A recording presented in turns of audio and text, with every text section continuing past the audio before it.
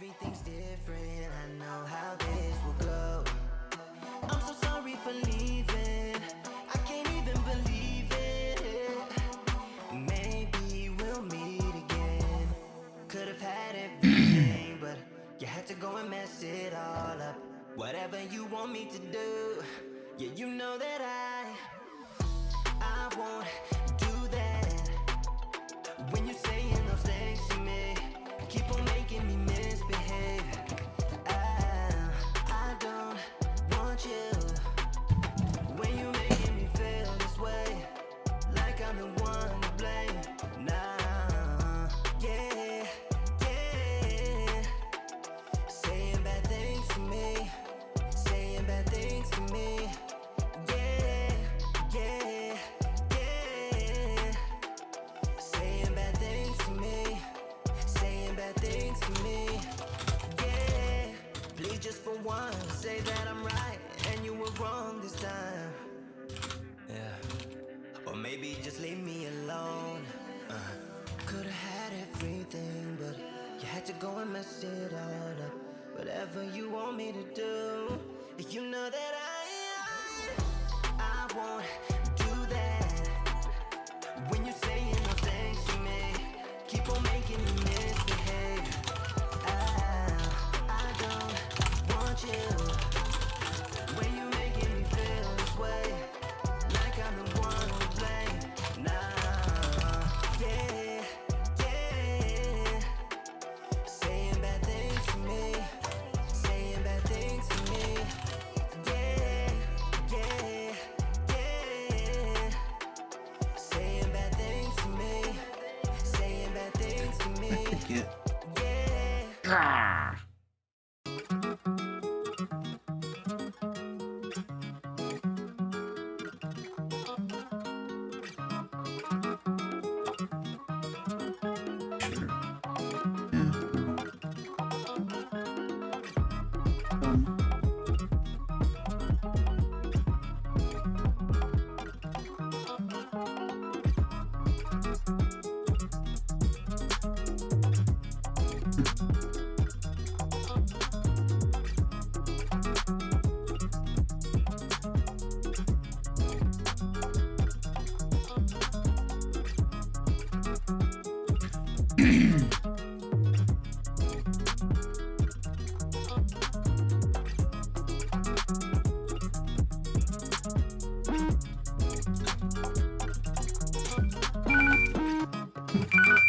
Who's calling me? Like, they can leave a message.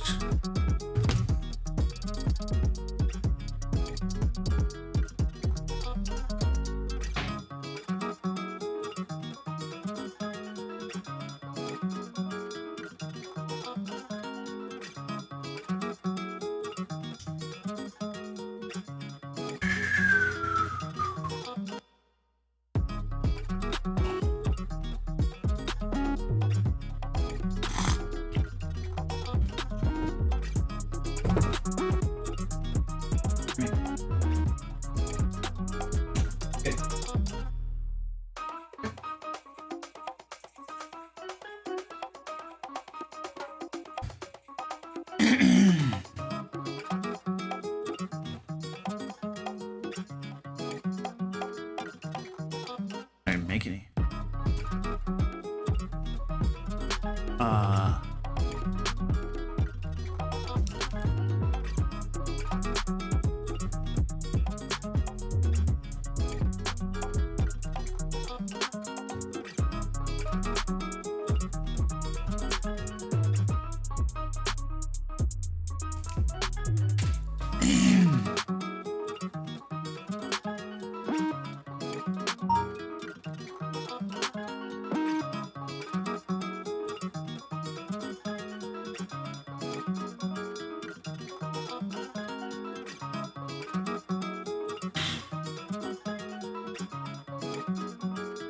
Squeaky!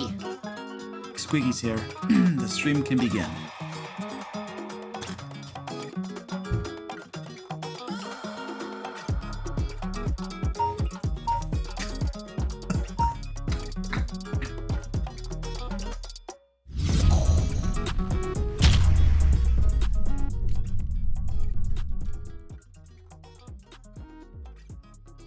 Yo, what up? What's going on? How's it going? My cat's down here bugging me already. Squeaky wants to be on the stream tonight. Hello, how you doing? All right, cool. We got some cool stuff going on tonight. It's villain creation night, so we're gonna make some D&D or RPG villains together. My cat Squeaky wants to. Come on, Squeaky. Come on, Squeaky. Get up here, big baby. So yeah, we're gonna make some villains. We're gonna spend some time answering questions, hanging out and stuff. So, I should probably pull up my thingy. Yeah, so throw some questions in the chat. We're just gonna hang out for a while. Squeaky is going to be fielding your guys' questions right here. He has been a dungeon master for quite some time now, so he is fully capable of. Why won't this open? You're so stupid. Go away. Open up the thing I'm clicking on. Thank you. Google Docs was like, I don't want to open. I'm just gonna let you click on me without opening. Squeaky. All right, there we go. Boom. Yeah, and then so a little bit of question and answer, and then we're gonna do some villain creation. I'm gonna have a tail on my face the whole stream. And then yeah. Oh, remember guys, I stream over on Twitch as well. Mondays and Wednesdays around 6 p.m. Eastern US time. I'm on Twitch, so you can come swing on by over there. There's probably a link down in the description to my Twitch channel. It's not hard. If you just type in the DM Lair, you'll probably find me. Yeah. There's like hair, like, you know, saturating the air in front of me. I was like breathing it in. Hey Disco, what up, dude? Great Aunt Elizabeth Lugie's in the house. Nixit Akshat. Matthew Maple. Cameron, Stanley, Vernon. Blue Bob Man, what up, dude? Sparrow's in the house. Ketchup's here. Dito, what up, dude? You like the red, Dito? Yeah, I was cold. Like, I was getting ready for this stream, and I was like, I was in shorts and a t-shirt. I have like my, I have my Superman shirt on underneath this, you know? But I had that on, and I was like, crap, I'm cold. And I went and I'm like, I gotta put some jogging pants on. And I was like, I'm gonna need like a coat or something. So I got a hoodie and put it on. So yeah, I own a couple hoodies. This is one of them. And I'm like, I just happen to have one that is like a D&D hoodie. So I was like, oh, that's fortuitous. Natalie Spain, hello. Benji Holiday. Beth, what up? North Star, hey, what's going on? Zub's in the house. I saw some people talking about how their dragons were hatching. That's cool. Danny, what up? Melchior is, of course, here. Ivory Knight, Toxic, Baobon, what up? How's it going? Tashio, Thien, hey, what up, Thien? Cool. Nico Prisco's in the house. Man, lots of regulars. That's pretty cool. Okay, now I gotta go back down to current chat. Hey, Nico, you are very welcome. I'm glad you enjoy these things. Mr. Ruggs. Rebecca, hello. Steve Lee, what up? Andrew Ladhani, hello. Sunken Seas, yo, what up? The storm is making your internet lag? Oh, that's no fun, dude. Luigi has a cute scaled chicken. It's very cute chicken you have there. Mr. Ruggs, hey, I'm glad you like the channel, buddy. Thanks. It's T-Masters. It's midnight in Germany. Cool. My favorite lower than CR5 monster. Any monster that I haven't run in my games yet. I don't play favorites. I just play ones that I haven't done before. Pock the Pro. All you're going to be doing is Ascent into Avernus? Hey, that's cool, dude. Hey, Paul, what's up? Stanley says, what was that? What did Stanley say? Mr. Ruggs, your first stream? Cool. Welcome. Stanley says, what do I do to mean cheating metagaming players? Punch them? Don't do that. We're going to get this advice off to a great start. If they're mean to other people, that's like, if I got somebody who's being a jerk and just being mean to people, I'm gonna be like, dude, what's going on? You need to stop. You know, I'm not gonna tolerate that crap. If somebody's just being mean to people, I'm not gonna tolerate that. He's gonna either stop or he's gonna get kicked out of the game. I don't tolerate that crap. I'm gonna talk to him first, you know, I'm gonna be like, this is what you're doing, you know, and this is how it's causing people to feel, you know, and you know, like, you need to stop. It's gonna be more diplomatic than that, but that's the essence of the conversation. And if he doesn't stop, he's gone. I'm not gonna have somebody ruining everybody's fun because he wants to be a jerk and be mean to people. Like, we're all there to play and have fun, dude, not to tolerate a bad game because there's one idiot in the room. No, if he cannot contribute, like, the general rule I have for players is that you have to contribute positively to the game environment. That's it. If you could do that, you're good. I don't care if you're new. I don't care if you're a veteran. I don't care if you, like, it doesn't matter to me. It doesn't, like, if you show up playing a wizard and you don't know how to cast any of your spells, you know, as long as you're contributing positively to the game environment and you're okay if I skip you on your turn because you don't know how your spells work, then you're welcome. But if you're a jerk and you're mean, you're gone. If they're cheating or metagaming, just talk to them. You gotta just explain it to them, you know, and it'll be a little confrontational, especially if it's cheating. It might be a little accusatory. It depends on how bad the cheating is. I wouldn't approach somebody over mere suspicions of cheating. Like, I'd have to be pretty certain that something's going on, and I'd have to be concerned enough that I even care to fix it. I mean, there's some sorts of cheating that it's just like, if they're doing it, I just don't care. Like, is this the thing that I'm gonna get all worked up about? Is this the thing that I'm gonna, like, die on this hill, you know? Or if it's like, I don't know.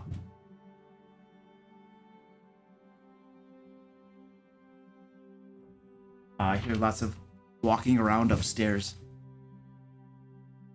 Is that walking around upstairs? Is that my music?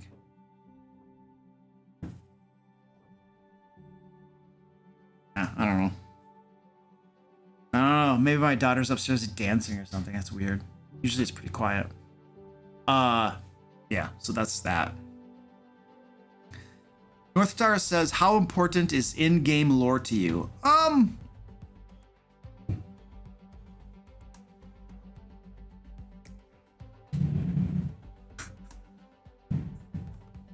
I'm listening to all the sounds from upstairs. I'm trying to figure out what's going on. I think what I just heard, my daughter put her shoes on and was like gunk, gunk, gunk, gunk, gunk through the house. And then she opened the patio door and then went out into the Three Seasons room. And so she's probably sitting out there right now. I'm like trying to, like, I'm rolling an investigation check right now for all the weird noises going on in my house. In-game lore is important in so much that I include it for my players. I make sure that there's some of that stuff that comes up and that is communicated to them in very, very short snippets, sometimes in handouts and stuff. But I'm not going to give them an information dump. Nobody wants an information dump. Their eyes roll back into their head and they're like, "Wah!" And they forget it all anyway. Some players will take notes on the important bits, maybe if you're lucky, but information dumps, massive 20-page, 30-page documents about campaign lore and stuff. Nobody's gonna read it. Nobody's gonna read it. Don't spend your time on that. You know, have it come up organically during gameplay or things that you just drop here and there.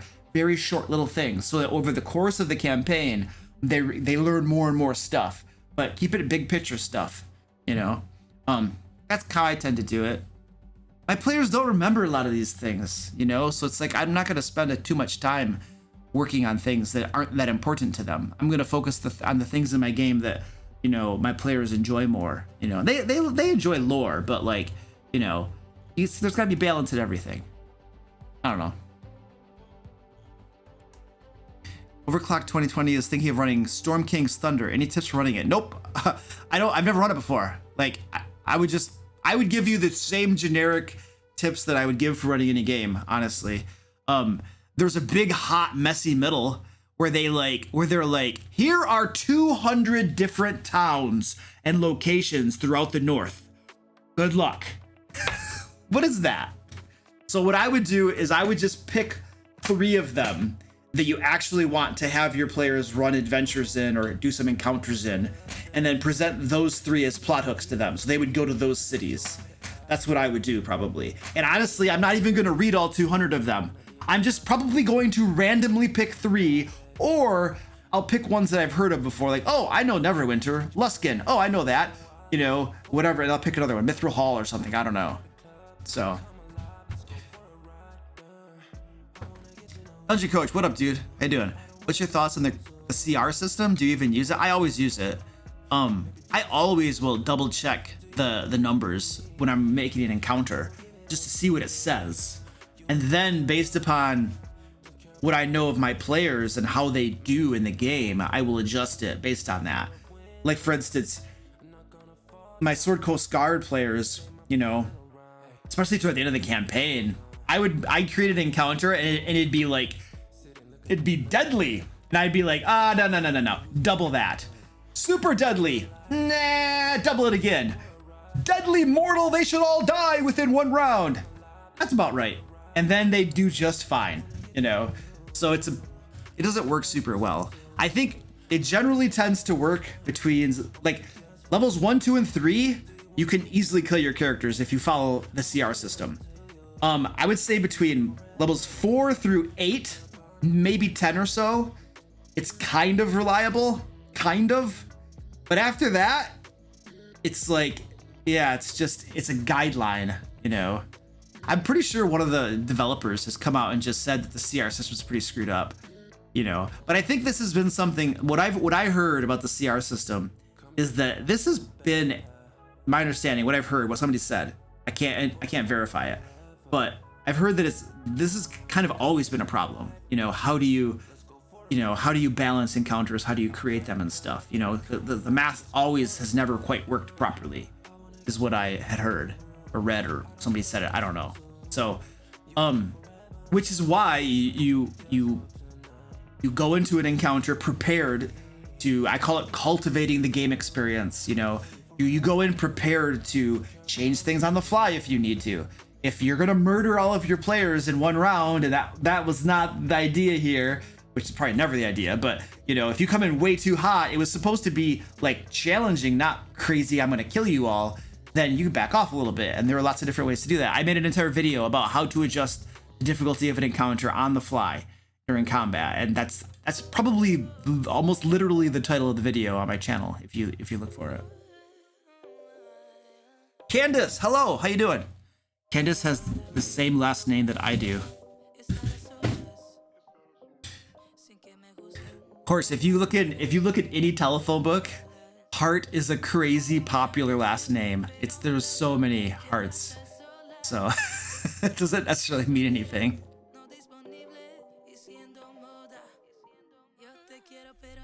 Oh, Theen, I'm sorry, Theen. Theen super chatted. What up, Theen? Sorry, dude, I wasn't ignoring you. I was distracted in the middle of the conversation. Thanks, dude, for the $1.99. And Theen says, like the video and check out the merch. Yeah, so click that thumbs up button if you like this content, and the thumbs down button if it sucks. And what else? Roll a crit on that subscribe button down below. And the merch. Oh, there's like merch below the video. You can get t-shirts that say stuff on them. Cool stuff like the DM Lair. And I have coffee mugs. Stickers, hoodies. Yeah, it's fun.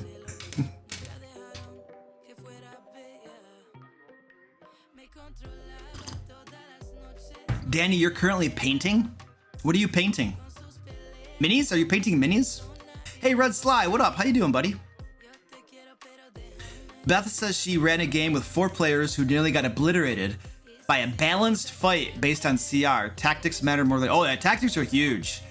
I'm big on tactics. I don't know. I try to use good tactics against my players.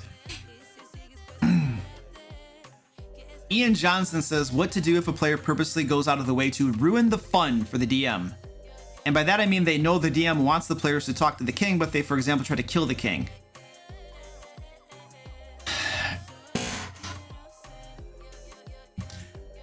So I would always talk to the player first, you know, like if I thought a player was intentionally sabotaging my campaign. Well, first I'll say this. I don't design scenarios where the players must do something. I design a scenario, let's say there's a king involved. The players can really take any approach they want to.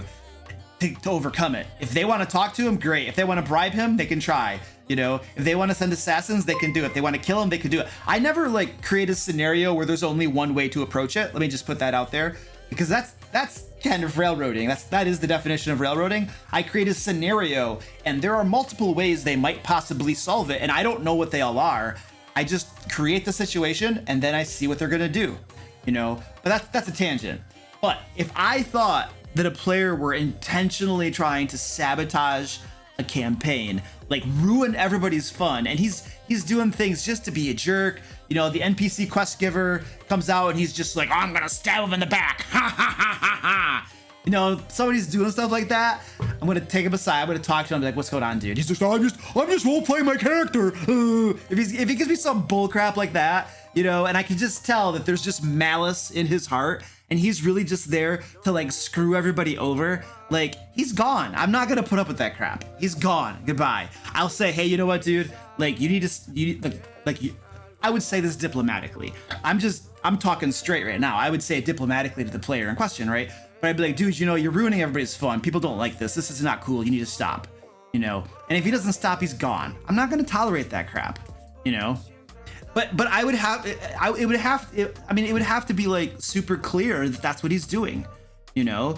Like, if it's just like, well, maybe, but I'm not sure, or, well, you know, most of the time it's fine, but every once in a while he does something, that's not malicious or intentional. That's just, players do stuff like that from time to time, you know? And that's just the game, you know? But if I felt he was constantly always doing it, you know, conversation, no change, he's gone, you know? That's, honestly, that is my boilerplate, like, advice for most player problems, you know? Talk to them. You know, if they don't change and it's still causing a big problem at the game table, you have a choice. You either tolerate it or you get rid of the player. What are you gonna do? You know?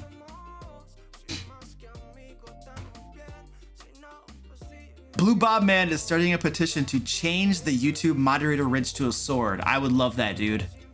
I don't know though, but like, if you're going to like, I have moderators. I love my moderators. They're awesome. Okay. And if they had wrenches, you know, it's almost like they're Mario Brothers guys, you know, and they're just like, badak, badak, badak, you know. But if they had swords, then it's like Ninja Gaiden, you know, where they're just like, sling, off goes your head, sling, there goes your leg, you know. I don't know which is cooler. Would I rather have Mario Brothers moderators or like Ninja Gaiden moderators? I don't know. Both of those are pretty cool.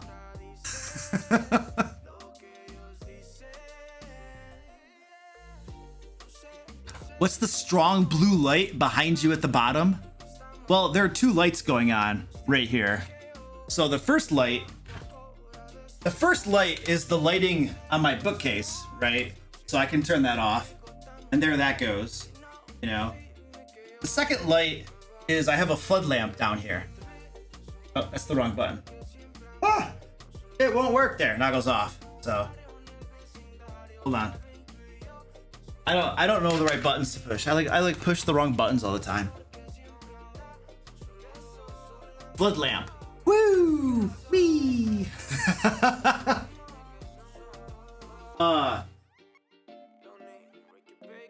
It's like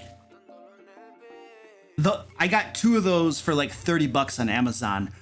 There is down in my description, dude, and down in the description of this video, there's a link to my Amazon store, and on my Amazon store, I have a list of all of the supplies, all of the gear that I use in my videos. So you can just go click, click, click, click, and I'm positive these flood lamps are listed on there.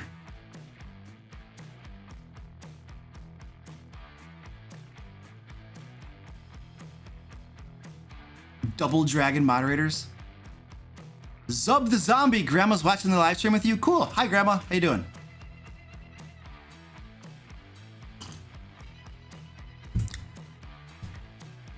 How do I deal with disruptive kids? Like, I don't know what you mean exactly, Vernon. Like, if I had kids in my game that were disruptive, I'll tell you what I did. So this is a good story. See, this is what I mean. Sometimes people ask me to tell stories about tell me about a time when da da da da da, and I'm just like, you know. But if context triggers a memory, I might have a good story for you. Oh shoot, I missed Zub. Thank you, Montpent. You are the man. Look at this. Montpent is awesome. He sent me a super chat to remind me that I missed Zub the Zombie's super chat. Oh, dude, give that guy some love. Zub, he's awesome, isn't he? Okay, sorry, Zub. Hey, Luke, my grandma thinks you're an evil man and are gonna break into her house. Can you wave and say hi? Funny voices encouraged. Hello, Grandma. So here's the thing. I'm just gonna be honest. I'm not an evil person at all. I just make YouTube videos. And part of making YouTube videos is that I have to be really weird sometimes. Like right now, I'm talking in this weird voice.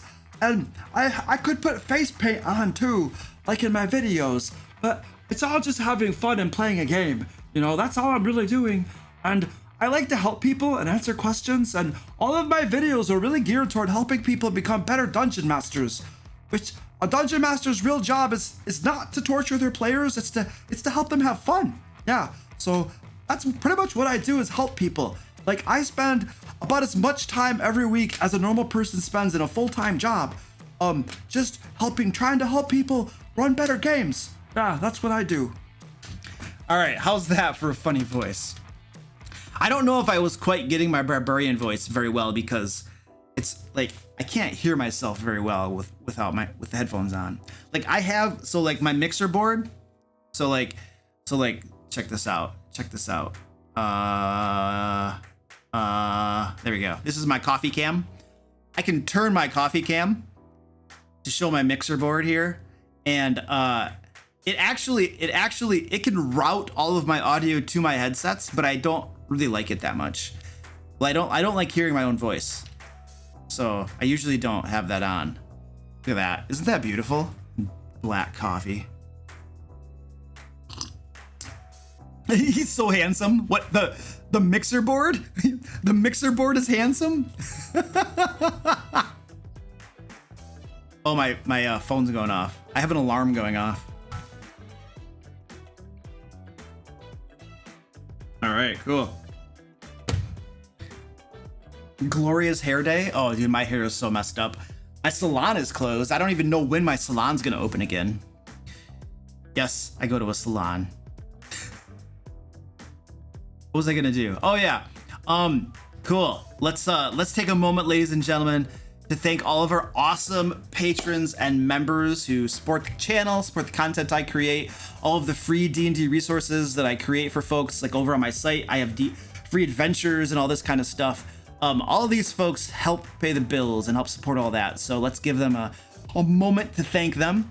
In particular, let's shout out Artemis Thump, Beoban, he's in the house tonight, Bewitched Gamer, Candy Sora, Clammed Oyster, Celestea, Iron Lord 79, Joe M, Jodo, 1025, Joseph H, Kurt Y, Melkuth, Meepy 670, Mirador, Mr. Lemon Pie, Mr. T, Nathan, Patrick C, Pebcock Error, I love that name by the way, Rainier the Conqueror, Sofa W, Son of a Sofa Man, Tactical Tokens, Fiend, Theta Tag, Ver, Yokai, Zub the Zombie. Thanks guys, I appreciate it. Oh, that's the cat cam. All right. Oh, hey, look at Pepcock Air is here. What up, dude? How you doing? Barking Cricket says, no, not a salon. I haven't cut a hair. I haven't had a haircut in 15 years. Oh, dude, that's... Yeah, but you don't have to appear on video, dude. Like, literally, like, I did a recording. Yesterday, I did all of my recordings, and, like, I was like, what am I going to do with this? So, there are 5 videos coming out in June. I did the best I could, but I think my hair looks pretty ridiculous. I shaved the sides. I was able to trim the sides, but I'm like, what am I gonna do? Like, what can I do with the top? I mean, I wasn't gonna cut it, so I was concerned that I don't know, that I'd mess it up or something, I guess. So.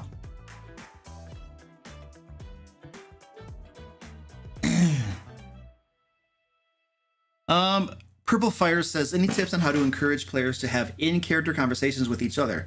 My players don't interact with each other's PCs for some reason. Well, you can force them to do it. You can tell them that if you don't start talking to each other, like, no, you're not going to do that, right? That's silly.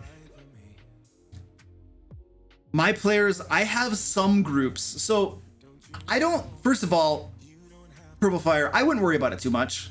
That's the first thing I would say. I don't view that as a problem. Okay. And also, I would question or ask or for clarification what in-character conversations means. Like, does that mean that they're role-playing, like they're talking with their voices, or they're just role-playing as their characters and stuff? It's, in my groups, I would say that it's pretty rare for my own players to talk in character to each other. It doesn't happen very often. It just doesn't.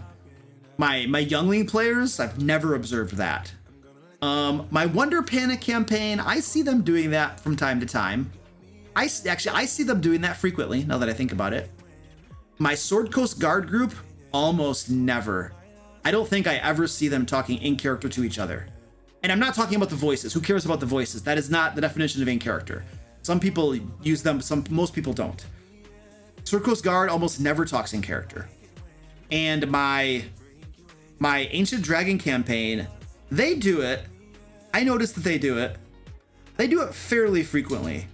So there you go. I got 4 groups. 2 of them, I think I notice frequently talking in character, and 2 of them I hardly ever talk in character, and it just doesn't matter to me. That isn't something that appeals to the characters or to the players. So okay, that's fine. So like instead of trying to like take, like, if they're having fun with the game, there's this big area of the game that they're having fun with and they're engaging with and they love, but there's other stuff over here they just don't care about. It could be puzzles, it could be traps, it could be whatever it is, it doesn't matter. Then I'm not going to force that on them. You know, they don't have an interest in it. That's all right. You know, I'll set the example by talking in character all the time as the NPCs, you know. Hey, stop it. Two of my cats are squaring off. Like for real squaring off. Not like I'm gonna play with you, square off. So I wouldn't sweat it, dude. Like, double down on your strengths. If your players are having fun, double down on the strengths, you know? You could spend tons of effort trying to improve weaknesses, you know, that might, like, everybody has weaknesses, you know, but there are lots of things we're good at. The things that we're really good at could carry us despite our weaknesses. And we could just double down on those and get even better and just be amazing at this one thing. And everybody's like, oh, I love this game. Or we could try to fix these weaknesses that maybe aren't worth the time to try to fix. They might not be worth the time. Sometimes weaknesses are, but not always. So, I don't know. There are some ideas for you to consider. YouTube hates you, Thien? I don't know. I'm pretty sure that YouTube doesn't have a vendetta against you, Thien. What are the coolest dice? Whichever ones you want to buy, dude. It doesn't matter. I don't care about dice. I just don't care about dice. I have so few dice compared to like other people. Like, I'll go to conventions and people have they have these sacks of dice. And I'm just like, okay, that's cool. If you like that, that's cool. The live chat's not working. I see the live chat. I see all of the live chat. I can see it all. My videos never get demonetized. I've never had a video get demonetized. Well, I don't talk about. Well, I do actually talk about death and killing and murder in my videos, but in the context of the game. And generally speaking, those are words that will tend to flag your videos for YouTube. But they must be smart enough to realize that I'm talking about a game, and therefore it's not a big deal. Yeah, I don't use swear words in my videos. I don't use swear words in real life. So I never. People who are like all like, there's some channels that I've seen who are like every other sentence they're like F and all this stuff, and I'm just like, okay guys, okay. I can't watch you. I just can't take that crap.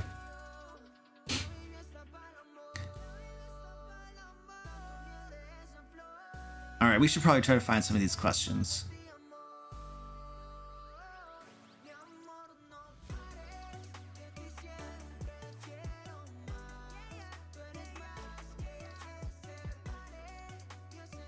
Is it an evil idea to use the Tomb of Horrors as a first module for a group? I don't know that it's like a single adventure. If they've never played D&D before, I would not use Tomb of Horrors. No. They probably would not. They might enjoy it, they might not. I wouldn't do that.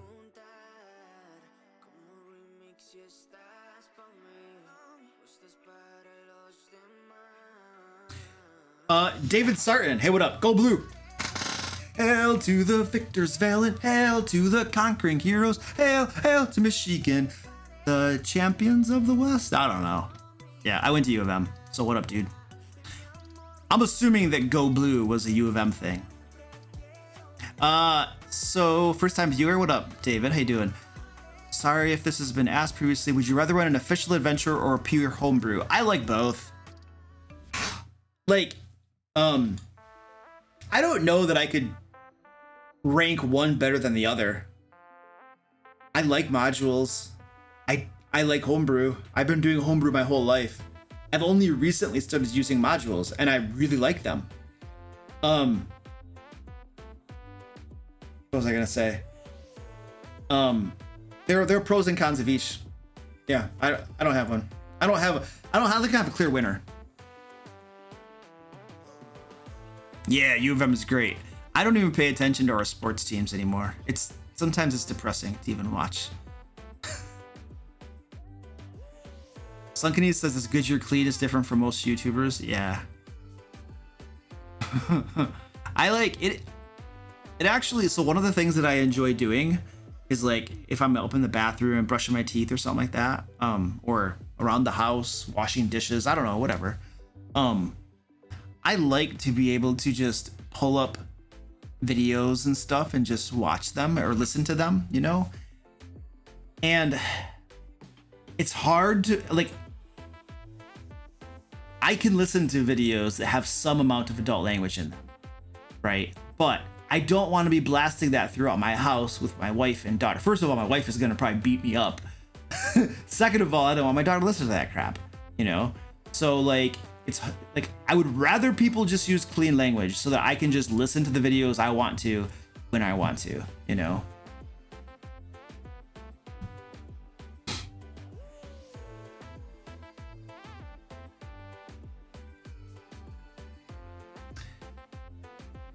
J-Man says I'm about to begin running a Wildamount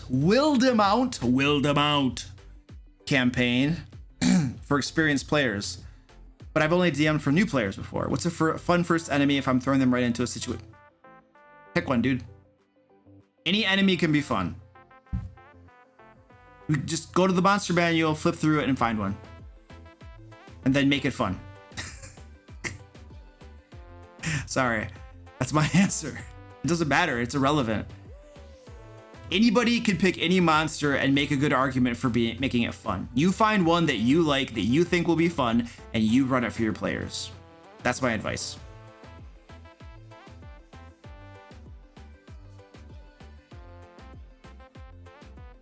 I do not listen to Eminem. Does my daughter watch my videos, Dead Lucky? I doubt it.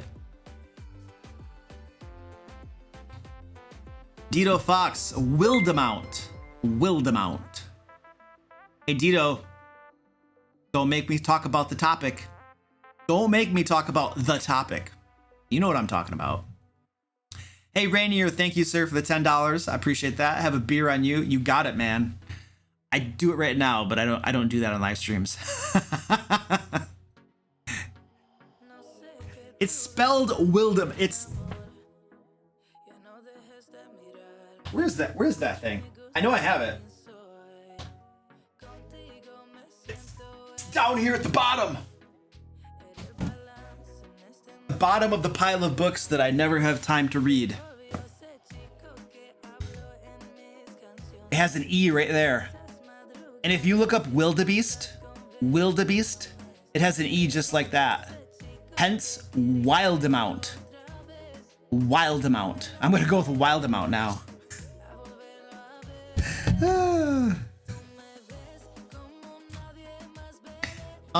Fee says, my players get mad at me because a bunch of my encounters end with the enemies running away. Because I'm trying to roleplay them correctly. How would you handle this? Would you change them? Nope, I sure wouldn't. Most of my enemies try to run away.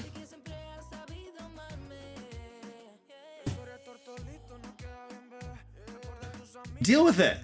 That's what they're doing. They're running away. Do you get mad when the enemies cast fireball on you? Do you get mad when they cast magic missile? Do you get mad when the fighters attack you with their swords? When the barbarians hit you with their axes? Do you get mad when the bard tries to hit on the fighter in your group or something? That's what they're doing. They're running away. Okay? They don't want to die. Most people don't want to die. But here's the key point, dude. Like, if the mechanics you're using for a chase scene are stupid and are horrible and are not fun, that could be, I don't know, that might be why they're getting mad, because then you're like, if you use the chase scene mechanics from the Dungeon Master Guide, those things are a flaming pile of just dumb, worthless, rule intensive, boring, dumb. Okay? They're horrible. Don't use them. They're too boggy, mechanical. You don't need all of that complexity for a chase scene. And this is a good time to plug my own video where I talked about a chase scene. I have an older video on my channel. It's about how to run a chase scene in D&D. It's very simple. You turn it into a skill challenge, basically. That's it. And that's your chase scene. As soon as an enemy gets to the edge of a map and is off the map, he has escaped unless somebody tries to chase him, gets to the edge of the map too, and then it becomes a skill challenge. And you resolve it easy peasy, you know? So if they're getting mad, they could be getting mad because chase scenes are just kind of crummy if you don't run them well. If they're getting mad because the enemies are just running away and it makes it, I don't know, more difficult for them or something, then that's,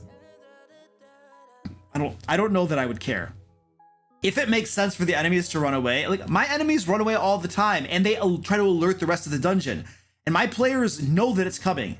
And they will track down, they will go after the enemies and stop them. And they're always just like, if we don't stop them, they're going to alert the rest of the dungeon, and they're right.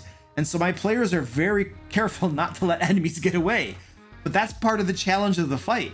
You know, once the tide of combat has swayed way over to this side, and you know, the enemies are losing badly and they don't want to die, they're going to try to get away. And at that point, the dynamics of the fight change. It's no longer just beat them down and kill them. It's stop them from getting away. That makes it more interesting, in my opinion. But what I would do, was that Thien? Was that Thien who asked that? What I would do is ask your players, why don't you like them? Figure out why. They might actually have a legitimate reason that might help you improve that situation. Are we timing people out? Awesome. I love it.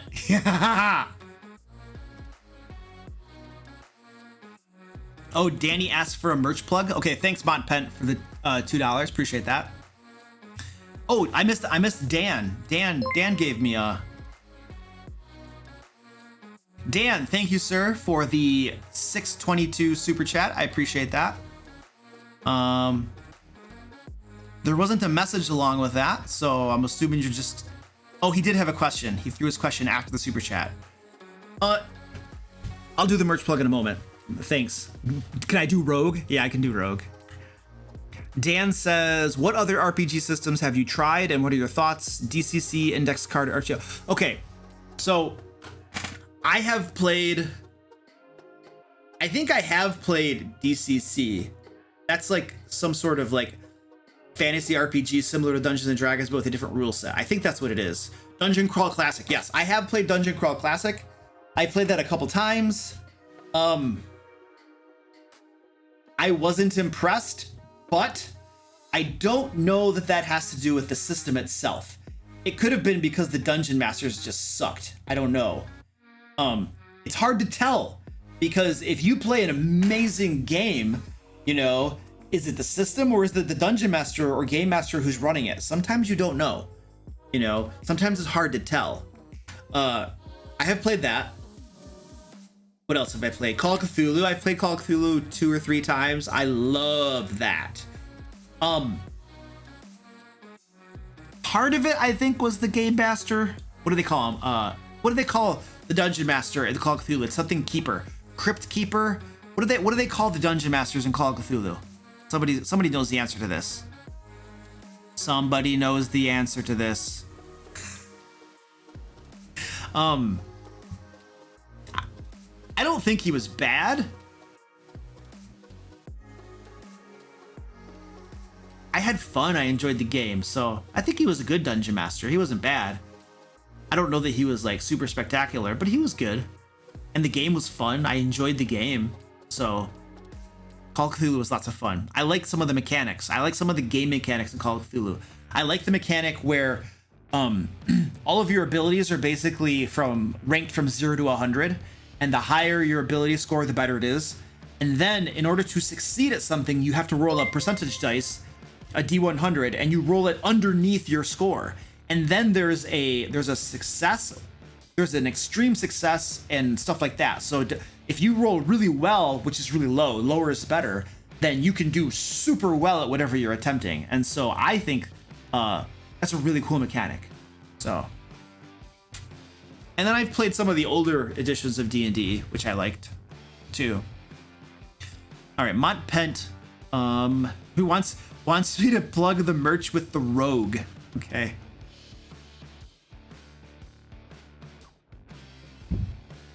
Am I talking chill mechanics, Luke? What does that mean? Nix it. What are chill mechanics? Vare, hello, how you doing? Yeah, Grim Goblin, you're right. Sometimes you can't tell if the game is bad because of the system or because of the GM until you let him run another system. Yeah, I agree. Sometimes you can't tell. Yeah. World Bigfoot Radio says, give Luke a like. Smash that thumbs up button. Okay, merch plug from the Rogue. Oh, I should put my hood on. Kind of look like the Rogue. Here we go. Oh, hold on. All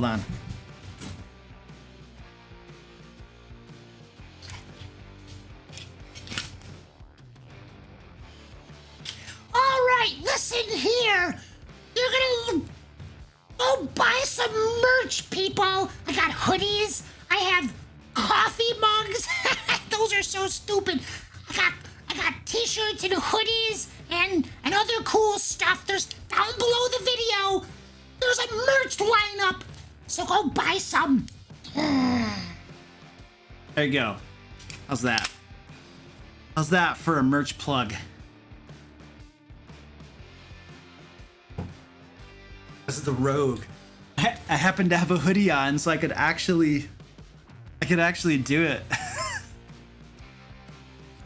Only it was the red hoodie instead of a black. He usually has a black cloak. Oh no, not a knife!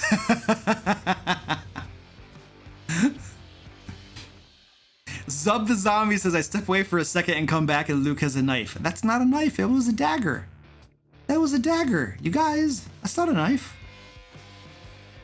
Don't bash the mugs. Munchgum liked it. Cool. How do I organize your travel sessions, if any? Rusty, so travel. It's like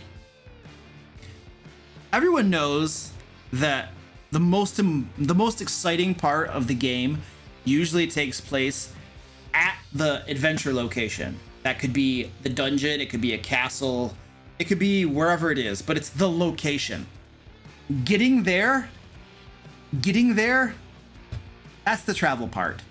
And most of the time, players just want to get there. Traveling is usually not super interesting or fun. You know, if something happens along the way, your players know it's a random encounter, which is kind of just a waste of time because you're not actually getting done what you need to get done, you know? So I don't really organize the travel. What I do is I usually have one encounter that happens while they're traveling. It's not random. It's usually, I call it, they think it's random because I have them rolling for it, but it's planned. It's some monster, some creature, something that I found that I thought was really cool and I wanted to put into the game. But sometimes you find stuff that like, it doesn't fit into the normal adventures for your campaign. It doesn't fit into the theme of it, you know? And so random encounters are a good way to get monsters into the game that you otherwise might not use. But I don't do a whole lot with travel. There are probably dungeon masters that can do a lot better job of it and actually make it exciting and interesting, but I feel like most players just want to get to the dungeon. And so travel, if it takes too long, just kind of like, they all know they're really just playing this. They all know that you're supposed to have a random encounter while you're traveling. And so it's kind of like, okay, let's get this done. Okay, yep, describe to us the mountains going by. That's great. Yep, oh, it's raining. Okay, that's sweet. Oh, we met some merchants. Okay, cool. All right, are we at the dungeon yet? Are we there yet? Are we there yet? So I feel like there's an element to that too, you know? So you could make travel really cool, but don't go crazy. I could tell a story about a travel montage that took about 3 hours, 2 or 3 hours in game, maybe 2 hours. I don't know. It was so boring. The dungeon master wanted to roleplay the stupidest stuff while we were traveling. And I'm just like, we were en route to fight a dragon or something. And I'm just like, do you know what would be so much fun right now? If we were at the dragon's cave, fighting the dragon. But instead, we're role-playing crossing a river. Gee, let me cross that river. That's just my personal opinion.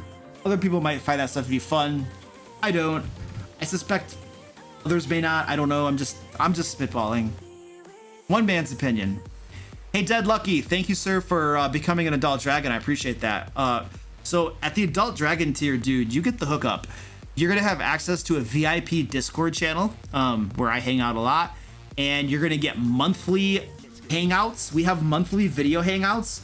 We're all there on like video and voice. That's what a video hangout is. Actually, Dead Lucky, our next monthly hangout is happening next week, next Saturday, not tomorrow, but the Saturday after. So you're just in time to come hang out with us, man. So yeah, so anyway, the point is, Dead Lucky, send me a private message on my Discord. Let me know, you need to let me know your YouTube name, Dead Lucky, because sometimes people's Discord names don't match up. And then tomorrow or whatever it is, when I'm trying to hook you up with your benefits, I'll be like, who is that? So just tell me your name.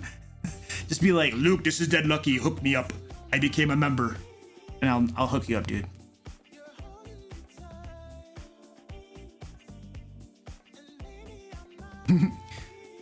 Zoom Boomily says he was too scared you would kill the dragon too easily without wearing you out in real life. Well, yeah, but except, oh, wearing us out in real life? Yes, no kidding.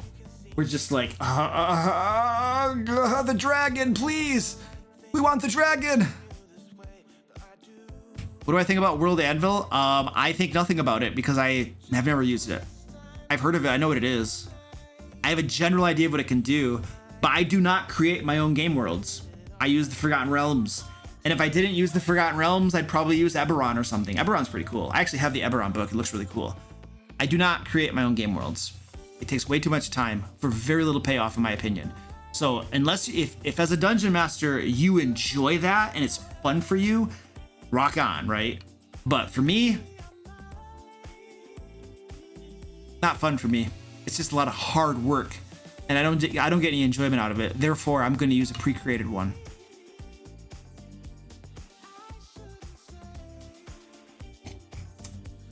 Oh, Danny says that Dead Lucky is also a cool kid who has the DM Lair hoodie. More of you should aim to be that cool. Oh, nice, Danny. When did the coffee cam get added? So the coffee cam, Zub, is I This is a miniature cam. I usually use this camera when I'm painting miniatures over on Twitch on Wednesdays. But tonight I will be using it for our Rory's Story Cubes when we start doing our villain creation segment. And you can see what I roll. So that's what this is all about. It wasn't like intentionally designed to be a coffee cam. It's just the one night, the first night that I had it, I just happened to put my coffee there. And I think somebody was like, "Oh, we have a coffee cam. We can tell when Luke is getting low on coffee."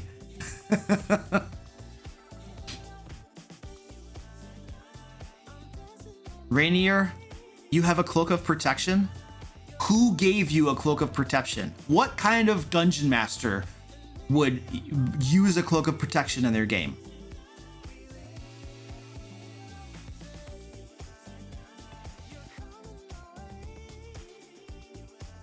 Yeah, Sunken Seas, if you enjoy making your game world, then rock on. Absolutely. I'm not discouraging anybody from doing that. If you enjoy it, do it.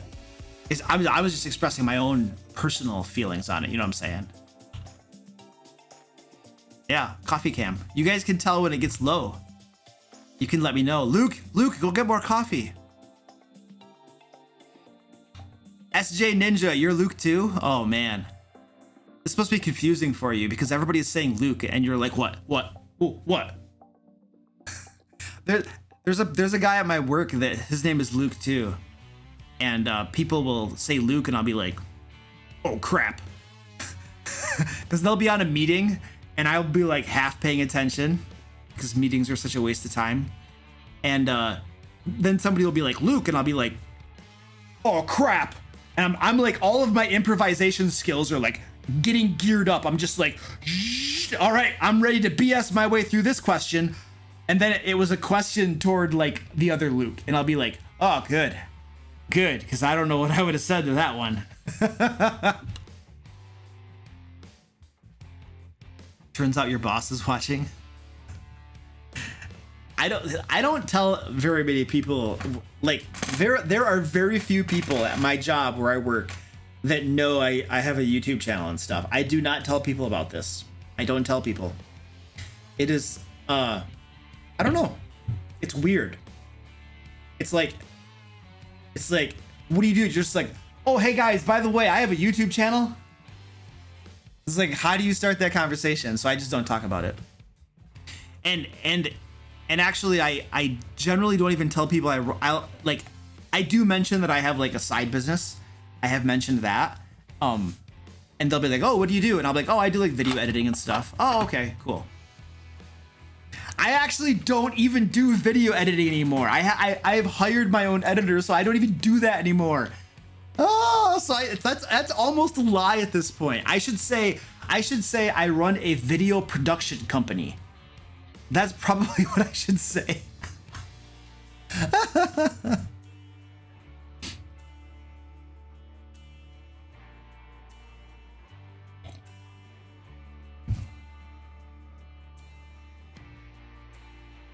I need a heat meter to see if your coffee gets cold. Well, Sunken Seas, I can always tell when my coffee's cold. I just take a drink and I'll be like, that's cold coffee.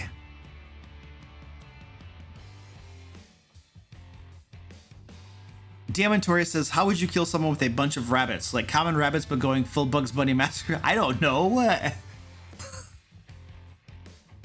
If you weren't improving their stat blocks, they would have to be like trappers or something, or they would have to be intelligent rabbits. I don't know, man.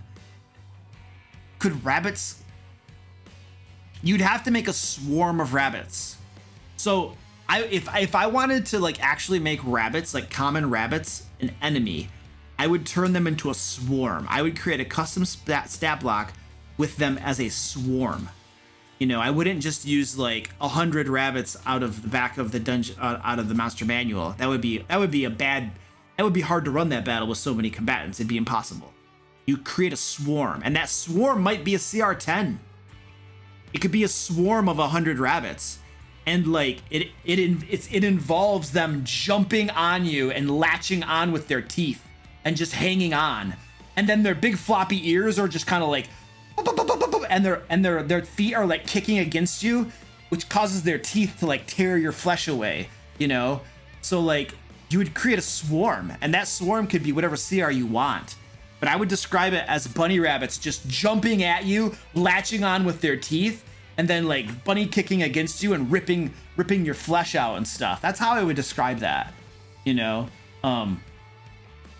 Yeah, that would be cool. That would be that'd be a great way to go. Come on, get up here. And Squeaky's bothering me, but then he doesn't want to come up here. So that's how I would kill people with rabbits. Question: do we keep the coffee cam? Do you keep it? What do you mean? Do you keep it? I keep it. It's my coffee cam. Loogie, you can't take my coffee cam. It's just a flesh wound. It's just a flesh wound. You don't have any arms. What? What are you gonna do? Bleed on me? Have at me. That's probably. I don't remember all the lines. The lines aren't. Those aren't perfect lines, but I remember that. That's awesome. I love that movie. What's my process of elimination when you have too many cool things to include in a game? I don't know. This cat, I swear. Squeaky, just jump up here already. You just create a prioritized list, dude. You would literally create a list of all of the things that you want to do, and then you would prioritize them. If you create this on sticky notes, or if you create it like, there are like online Kanban boards that you can use, and you could just prioritize them. And then the things at the top are the things you do first. The things at the bottom are the things that you may never do. So I would probably do something like that if I had too many ideas and I wasn't sure which one to do. But usually I could just pick one too.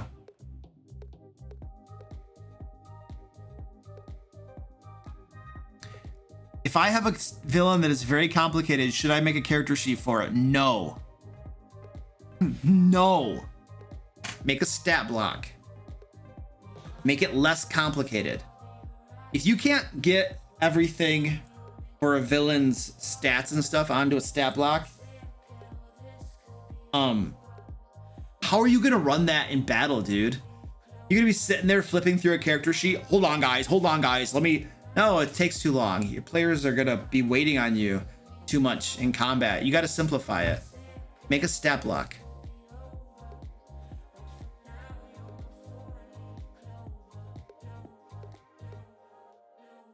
You need to take a bath, cat.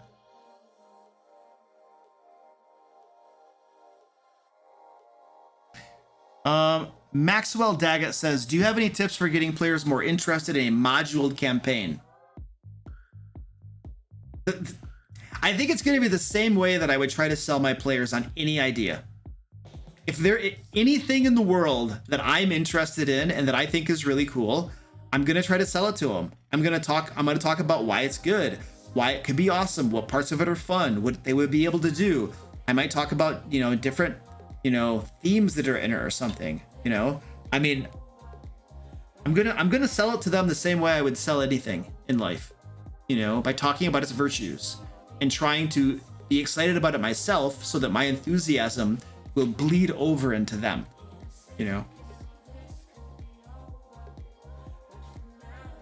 Rusty Fish says, does the campaign in a D&D game have to be based on the books that Wizards publishes? No.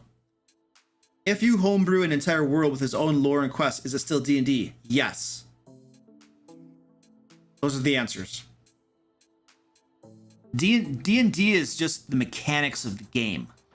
The game world that the game takes place in does not affect whether it's the game or not. D&D is just the rules. Faye Nita McKay says, how do I get my PCs to engage with my BBEG? Big bad. I have a plot set up and they haven't been super interested. So I've changed some stuff to be better accommodate them, and they still don't want to find BBEG. Big bad. She wasn't actually typing that many B's. I was just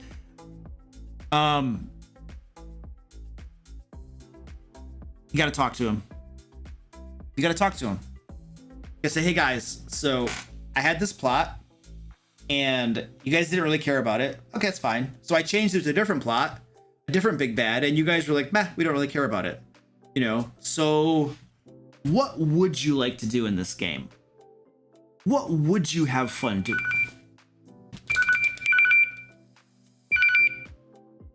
I should put this on, like, why do I even have the ringer on? I should put it on like something or other. I would talk to your players, like, what would you want to do in this game? What would be fun for you guys? What would you enjoy? What kind of game would you like to run?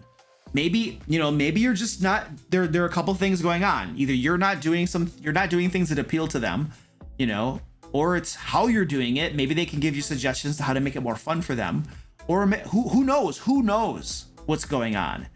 But the easy, so you could keep on trying out an infinite number of things to try to see if one of them finally appeals to your characters or your players. But you'd just be guessing. The easiest, quickest way to the solution to your problem is to confront it head on and say, guys, you seem to not be interested in anything that I'm doing. What does interest you? What do you want to do? Because then I could actually go prepare that and you might have fun for once. I think that's the answer. Pepcock Error, thank you, sir, for the $5. I appreciate that. What campaign setting would you drop a new campaign into if you've not run it in a setting in the past? If I've not run in a setting in the past? I've never run a game in Eberron. I would probably drop one into Eberron. I want to run a game in Eberron. That's the one, that's what I would pick. It's interesting to me. I like the whole little bit of mechanical crap, magic, the houses, the different houses in there are cool. Eberron has lots of world lore too in it that I think is interesting. I used to play a game, Dungeons and Dragons Online, that was set in Eberron, and there's lots of interesting lore. So Eberron would be my choice. Theros coming out? Yeah, I might have to buy that. But you know what? If I buy it, it'll just sit on my shelf, and I'll probably never look at it.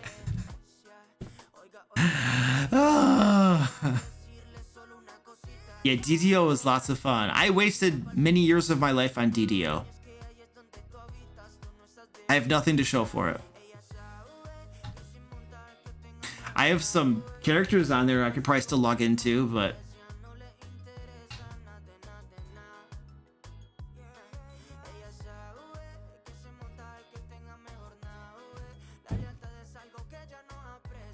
Andrew says, what do you think of an SAO theme campaign?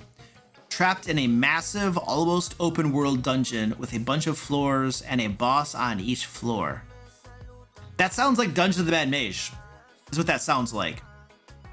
And I have Dungeon of the Mad Mage.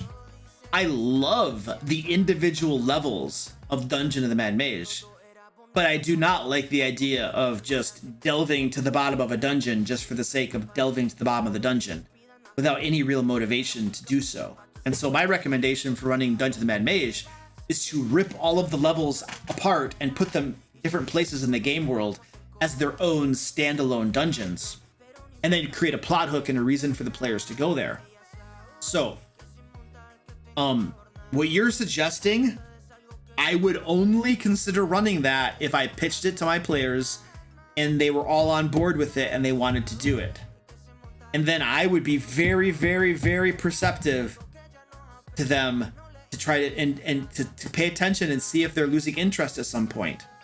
I had a guy once who was telling me about this dungeon he had.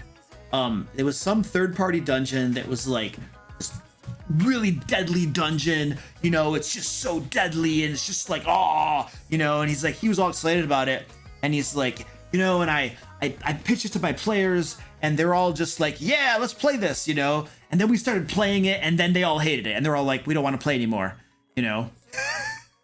So this is probably true with anything, but just pay attention to your players. You know, if they don't like it, then be prepared to change to something different. Because sometimes the pitch can be really good, and you could get your players sold on something. It's like the salesman who sells you a car, and you're just like, oh, I love that car. Oh, I want that car. You buy the car, and then you're driving it, and you're just like, oh, I don't want this car anymore. Oh, crap. No, I can't return it. Fortunately, you can return D&D campaigns.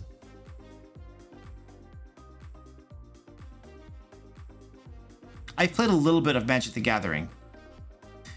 Oh, the Worlds? The Magic the Gathering Worlds? Nope, never played them. My friend John has. He likes them. The Guilds of Ravnica? Guild Masters of Ravnica? The Ravnica one, whatever. I don't know the name of it. He really likes that one. And if you wanted to run a faction heavy or guild heavy game, then you could probably find some really useful material in there. It doesn't have to be set in Ravnica. It could be set anywhere. You could just take those guilds, call them factions if you want, and just rip them out and make them their own standalone things. You'd probably have to tweak them a little bit. Danny says her mom likes your fat cats and dad likes your lights. Cool. Thanks, mom and dad. Ariaga. Appreciate it. There's a fat cat down here right now, actually. Go to the cat cam. Squeaky. Squeaky. Squeaky. Okay, you know what? In honor of Danny's mom and dad, we're gonna call in a cat strike.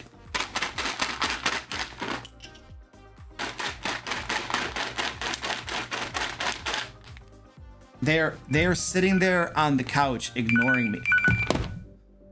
Why?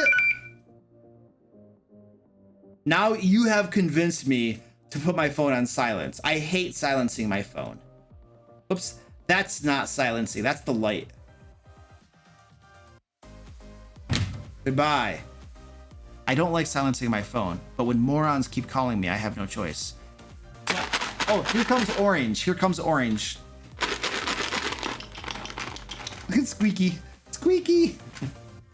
Orange. Orange.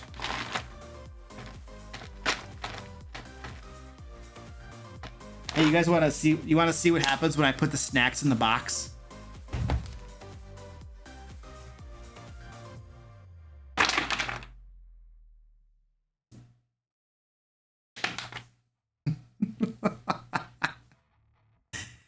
The last time I put snacks in the box, Orange went up to the box, grabbed it, and just tipped it over because he didn't want to jump inside of it.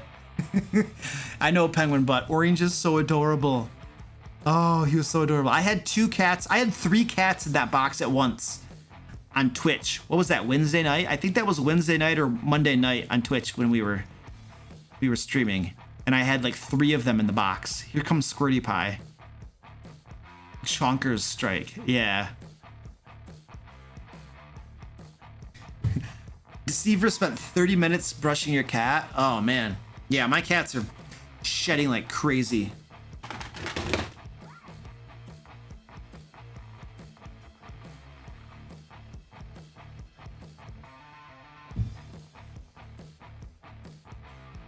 Stanley says if all my players don't like a rule, should I not use that rule or say no?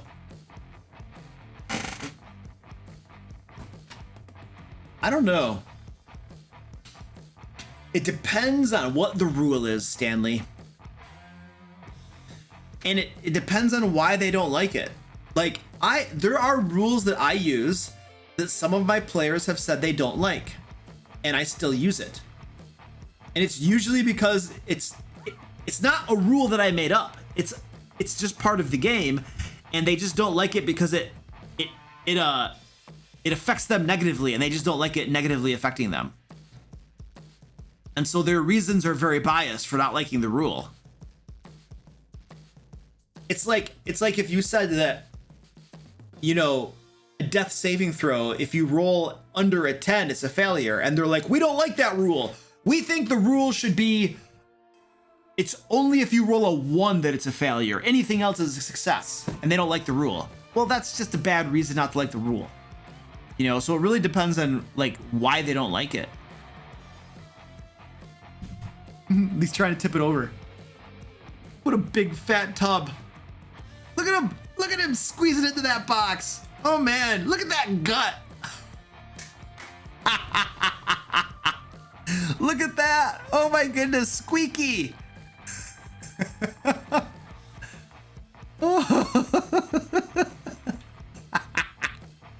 If he would just jump, he could be in the box. He needs a boost. He so needs it. Here he goes. Here he goes. Oh, what a moron.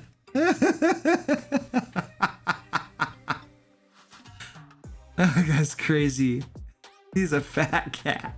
Squeaky is the biggest cat I have. He's a huge chonker, man. It's crazy. Low effort cat. Grim Goblin. Yeah, totally, dude. Man.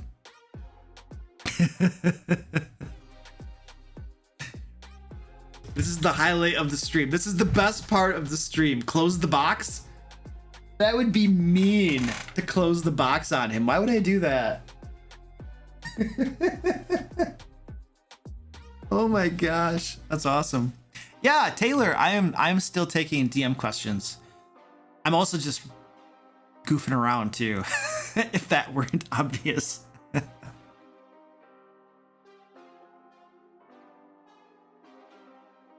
Dito says, do you have a vid on your luck point system? Yeah. So Dito, if you want to watch the video that discusses my luck point system, go to, it's like my top 10 homebrew rules or house rules. It's like it's my top house rules video. Look for my house rules video. I give you like a handful of the house rules that I use that my players like the most, and my luck point system is one of them. And it's described in that video. I was actually going to make a standalone video just on my luck point system, but when I looked at that existing video, I was like, I already pretty much explain it as in depth as I possibly could. So there's no sense in making a separate video, you know, unless I get totally like out of video ideas. I'm just like, it's time to start doing stuff I've already done before, you know. All right, Rachel. Or I'm sorry, not Rachel, Raphael. Sorry, Raphael. Nos vemos.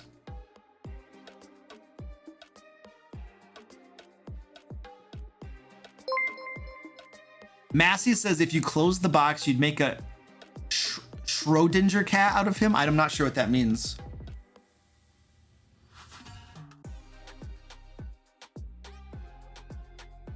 Homebrew your coffee? Yeah, you might not want to homebrew your coffee. I mean, well, maybe you do. Have you ever done a video on how you make videos? I sure haven't. I don't think there'd be any interest in that. On a D&D channel, that's the type of video that I would put that would be a lot of effort to make that video. And then like 2 people would watch it.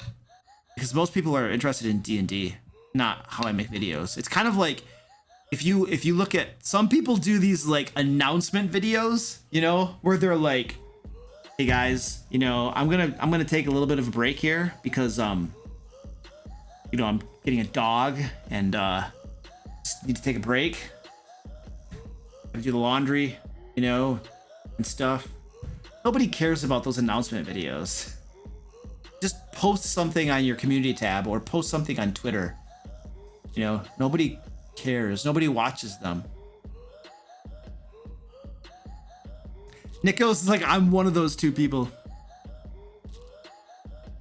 I have actually taken lots of photos before of my setup when I film videos. I could probably, I wonder how fast, I wonder how long it would take me to find photos that I took previously of my video setup. And I can just show you pictures of my setup. That's pretty close. I just don't know how long this is. I feel like it's been a while since I took those photos. Oh, here's a couple photos. Hold on a second. Okay, I just found a couple. I can show you one. Stand by.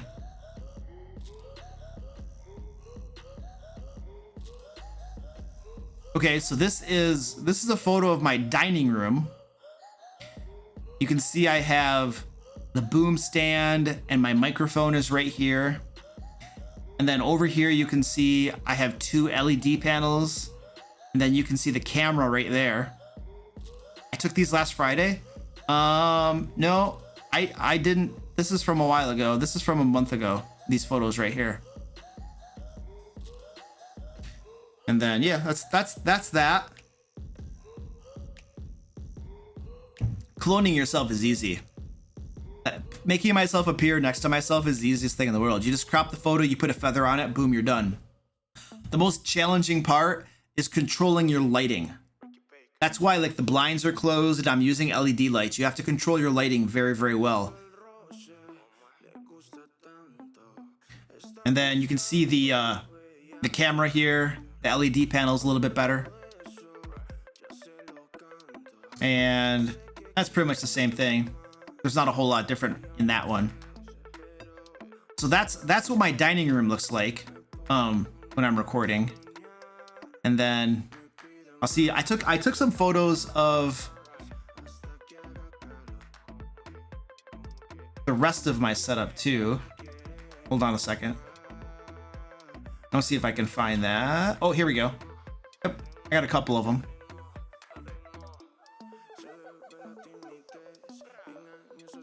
So this is my setup down in the basement. So you got the bookcase.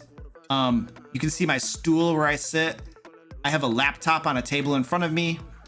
And then my camera is this like hooded apparatus because I have a teleprompter. And then I have the boom stand with the mic, backup mic. You can see the 2 rim lights that I have right here. And then the LED panels are right there and right there. They're kind of black, so you can't see them a whole lot. And then did I have another one? Hold on a second.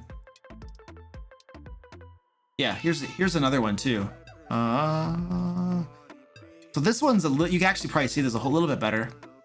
So this is everything, you know, set up. The teleprompter, you can see that now. Laptop, LED panels, the boom with the mic and crap. So that's pretty much the setup. It takes me a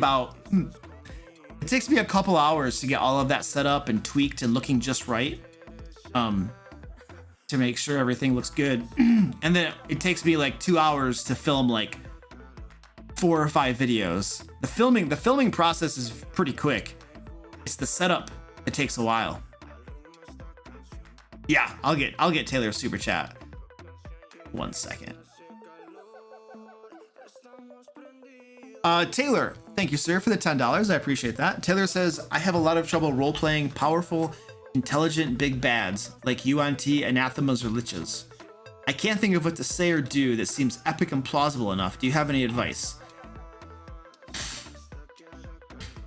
Yeah, I feel like I probably have that same problem because the issue is that you're role-playing somebody with an intelligence of like 18 or something, or 20, and we're just common people. Like my intelligence might be a 14 or 15, I don't know. You know, but it's not. I think bullet points, you have to think ahead of time. You think out ahead of time what they might say, you know, bullet point them. Don't do a word for word script and then read it to your players. Don't subject your players to that sort of torture. Please, never do that. Bullet point the stuff, glance at it, and then you make eye contact as you talk to your players in character. That's the way to do it. Never pick up a paper and read. And welcome to my lair. I am a powerful big bad, and I have tried to be merciful to you. However, over the course of this game, you have constantly been thwarting all of my activities. Therefore, This is the moment. This is my grand moment when I am finally going to destroy you for good. Don't do that. So the only suggestions I can give are try to think about it ahead of time, bullet point some stuff out that might guide you in your conversation. And just do your best. Sometimes what I'll do when I'm struggling with talking in character for an NPC, I will just drop out of in character and I'll just talk at a summary level. I'll be like, yeah, the Lich goes on to explain to you that he's been watching you for quite some time. He's very familiar with all of your movements, your abilities. He knows about the Bard and what he can do and the Druid, and he starts to recount all of your abilities. It's very clear that this Lich knows in-depth details about all of you. And he goes on to explain all of the contingencies and all the ways that he's prepared to handle you. And it's a pretty bleak picture. See, I might just drop totally out of character and give a high-level summary. There's nothing wrong with doing that either, because I might not be capable of talking in character as the Lich for very long. Like, my own abilities as a person might limit my ability to do that. And when that happens and I'm struggling, I'll just drop out of character and I'll just give a summary to my players. So try that too. Dito says, players be like, shut up. Now guys, hit it till it dies. Oh, for a big bad monologue? Yeah. Nico says, I'm very impressed, Luke. That was the best monologue I've seen for years. I know. Well, that's a lot of times that's what you sound like when you read crap off of paper. So I don't recommend reading crap off of paper. Sean Toops, you missed I don't know. You missed part of the party, but you're here in time for the rest of it.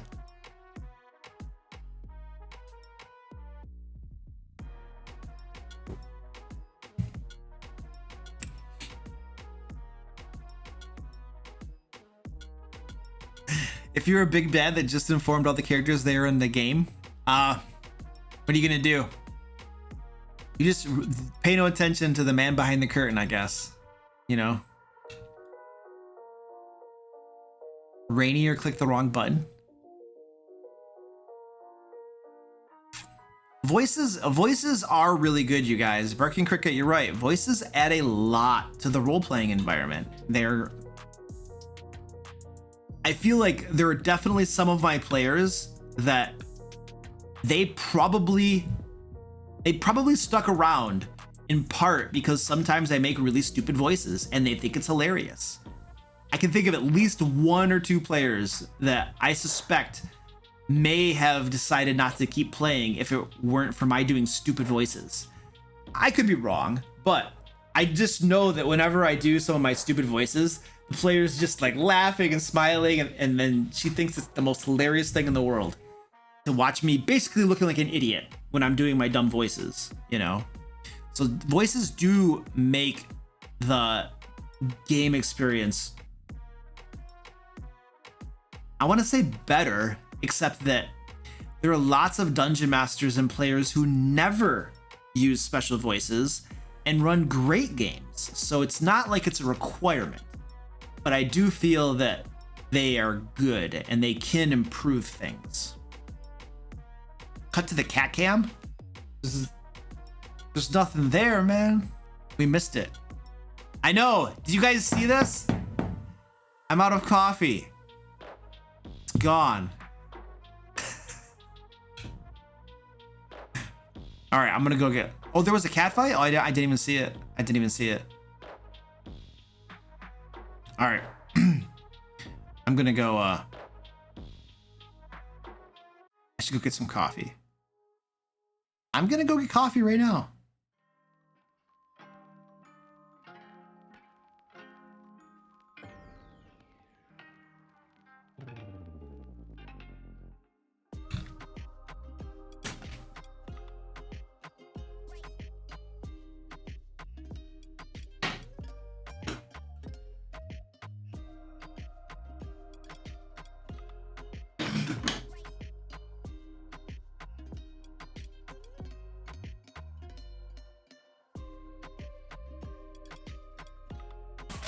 No, it won't. What is it's pointing the wrong way?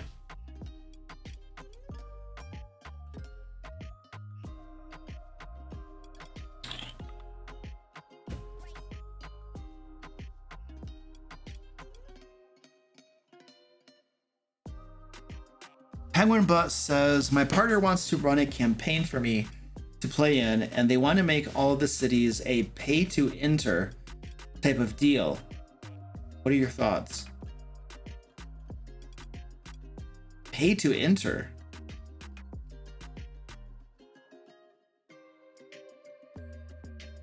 So what, your character has to pay like a gold piece to go into the city? That's not a big deal. That's pretty normal. I think in cities, they will charge you a gate tax to go into the city. You know, it might be a silver piece or something. If you're a merchant, it might be more depending on what you're gonna sell. If you're a farmer going to market, maybe a few coppers or something. So that seems like a normal thing to have in a game.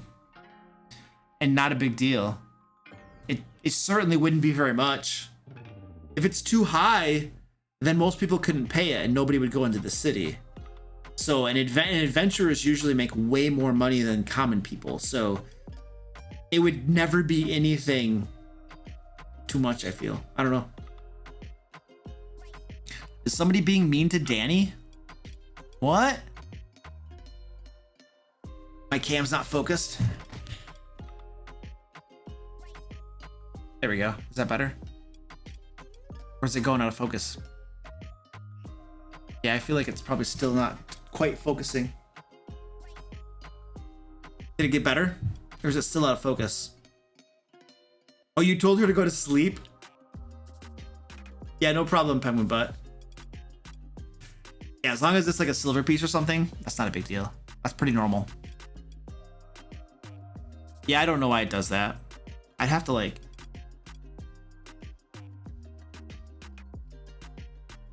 Sometimes you get close to it or something, it'll like... There. It kind of grabbed me, I think, a little bit. But, I don't know. That's what happens when you have like a $200 webcam. You know? If it were like a nice DSLR, then it would not be going out of focus. But I just got this fancy Stream Deck to improve my audio quality. So I'm just gonna have to live with a crappy camera for a while. Is it better now? Good. Hey, Rusty. All right, dude. See you later, man. Or are you? Wait, are you leaving or are you sticking around? It's like 2 a.m. and you have to DM tomorrow, man.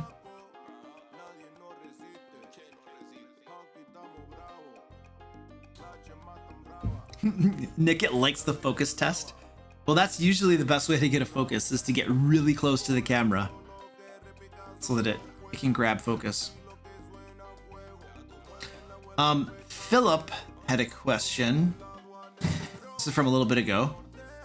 I am currently playing a DM campaign, and my villain is incriminating an NPC, and the players are believing him and are not seeing the clues. Should I be more direct or let flow? Let me check that out again. Direct. Be more direct. Well, it depends, dude. Like, I could see letting it go and just letting them not see it and then dreaming up consequences later that will be interesting for them to experience in the game. You could also make an argument for being more direct. I feel like a lot of times as dungeon masters, we need to be more direct than we are with things. Players don't see things as easily as we think they ought to sometimes. And instead of just giving them one clue, they need 3.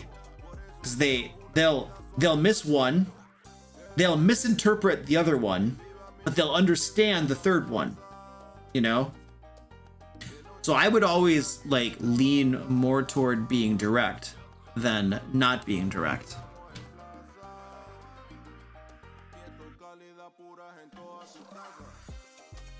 All right.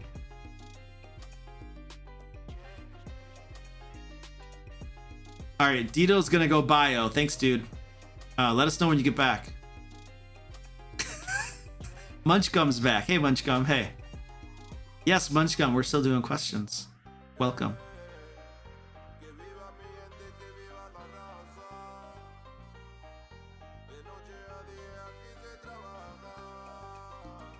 Sean says the DM is playing chess while the players are playing poker.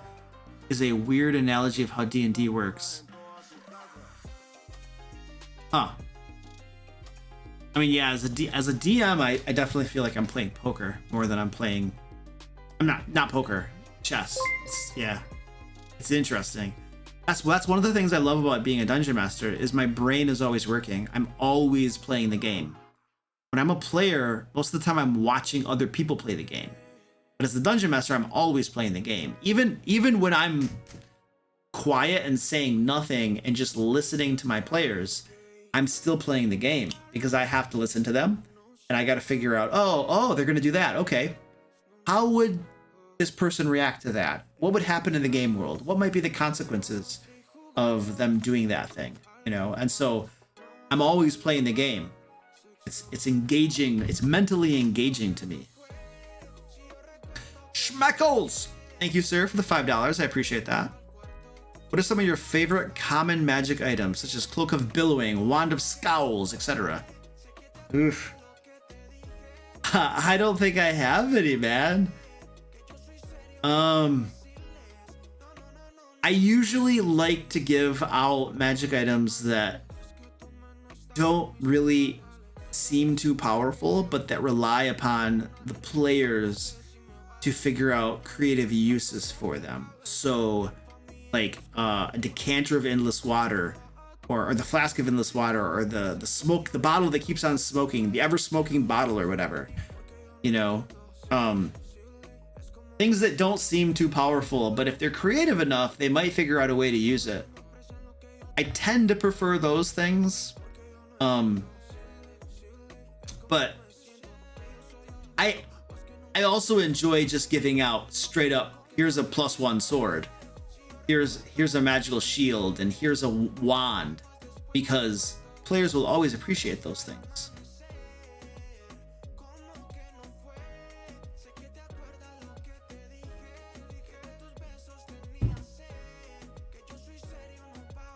D&D is more like gambling or poker than chess. I can see that because you're rolling the dice and stuff. And chess is not luck. Chess is all, yeah, yeah, that makes sense.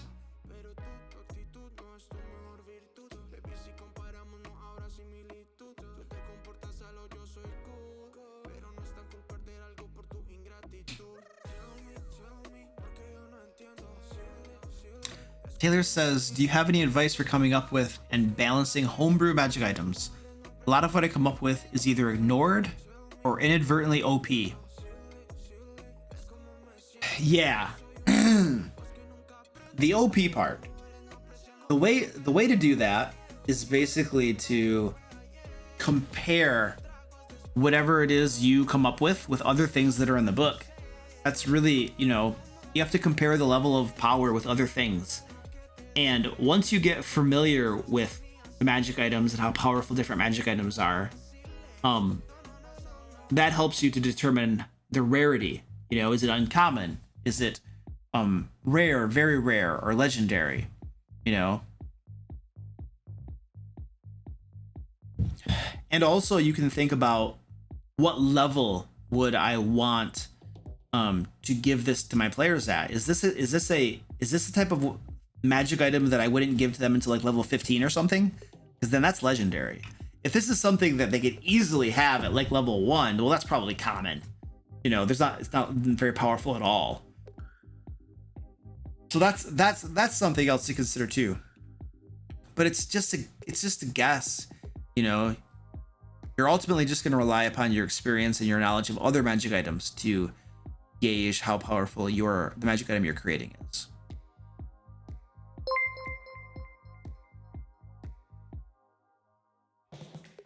Immovable rods. Yeah, my Sword Coast Guard group had an immovable rod. They used it for a lot of useful functions.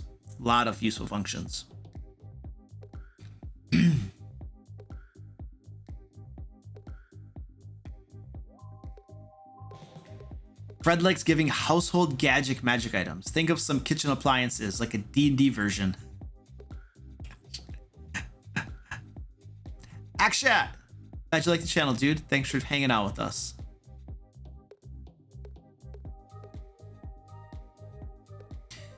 Dito says, when you do a high-level one-shot, do you give your players any magic items to start with? Yeah, I do. It depends on what the level is. Usually I will tell them, you know, you get 1 rare item and 2 uncommon items to start with. I'll just make a decision. But yes, I do that when I run higher level one-shots. Usually that's when it gets like 7 or 8 or something like that, but you don't actually have to give them any magic items at all. Like if you read Xanathar's Guide to Everything, in the magic item section, there's a sidebar that literally says that the game was designed to be balanced without using any magic items at all. I am so happy that Wizards decided to put that information in Xanathar's Guide to Everything, which was published years after the release of the Dungeon Master Guide. Because wouldn't that have been useful information to put in the Dungeon Master Guide? That's like the thing. That's like when I read something like that in a book that was published years later, that's the sort of thing that makes me think that you didn't plan that. You didn't plan for the game to be balanced without the use of magic items. What really happened is you found out during the first few years of the game being played that the characters were super powerful and that they didn't need magic items. And so now let's write Xanathar's Guide to Everything and let's tell them that the game is balanced without the use of magical items. That's what that feels like to me. Otherwise, why wouldn't you put that in the Dungeon Master Guide?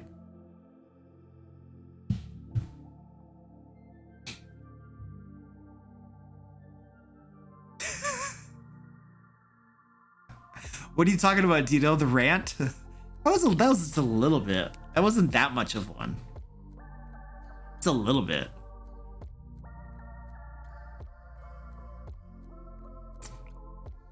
Well, it just annoys me. It annoys the crap out of me because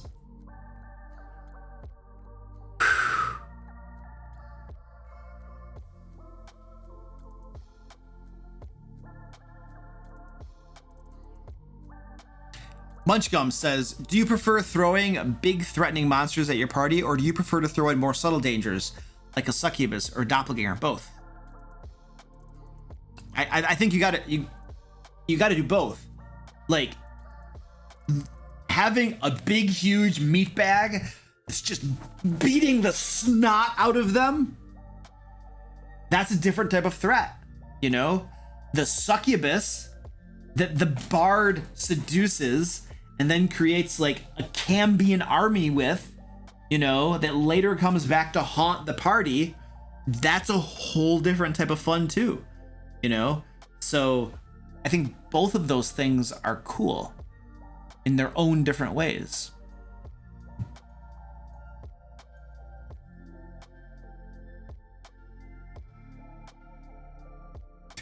You guys do you know exactly what my players would do if I gave them magical kitchen appliances? Like if I were like, oh, it's a blender, it's a whisking spoon. And so I feel like 2 of my groups would love that sort of thing. They would just love that. And then 2 of my other groups would just be like, okay, can we sell it? How much is it worth? Can we go sell it? So I feel like it depends on your players, like, you know, what your players are interested in, whether they're gonna like that sort of thing or not, you know. Conspiracy Cats, hello, how you doing?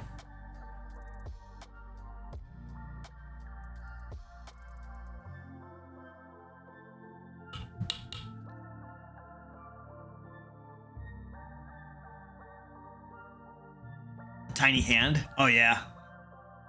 how small my hand is. Ah! Ah!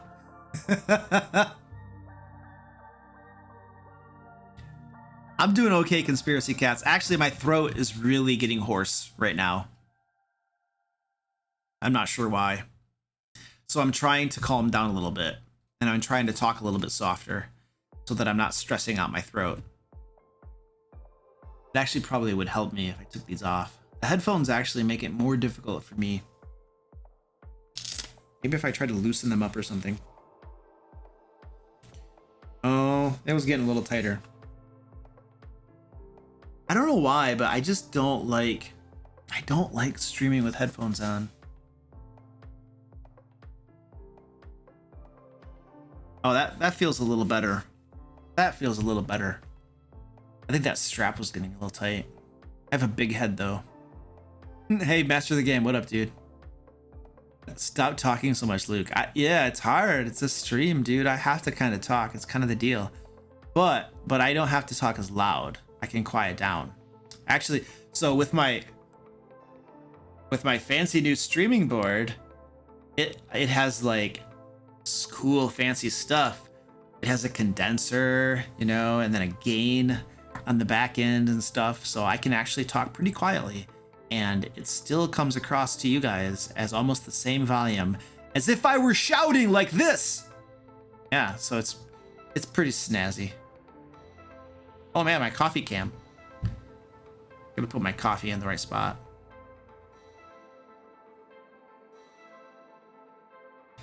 Master of the Game says, just stare awkwardly at the camera so we can stare at your gorgeous eyes. Oh wow, that's weird, dude.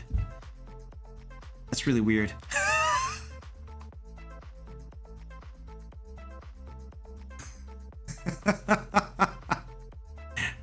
Hey, I'm glad you like the lighting, Conspiracy Cats. I can change the colors too. I have like remote controls. I can change all the colors and stuff. It's fun. I've tried different colors, but honestly, the blue and the red looks the best, I think. Well, the part of it is that because of my skin tone, blue and I kind of have like, I have normal flesh tone, kind of orangish a little bit. Not as orange as some people, but a little bit orange. And so blue and orange are the opposite sides of the color wheel. And so those work really well together. So red and blue I found look the best. I put other things up like green and they did not look good. Yeah, the green was bad. The green looked really bad, Tashio. It looked horrible. We tried a few different things out and ultimately we had one stream where people were super chatting colors to change my lights to. And so we were changing the lights to a bunch of different things. And everything looked pretty bad compared to what I have right now, in my opinion. Can I do the wizard? Well, Akshat, if you want me to do the wizard, you have to give me like something for the wizard to talk about. Hey, Elliot remembers that stream. Yeah, Akshat, tell me, you have to give the wizard a topic to talk about if you want him to talk. That was the barbarian staring. The barbarian staring is like, hey you guys, like, I don't even know what I'm doing here. I kind of want to just go home.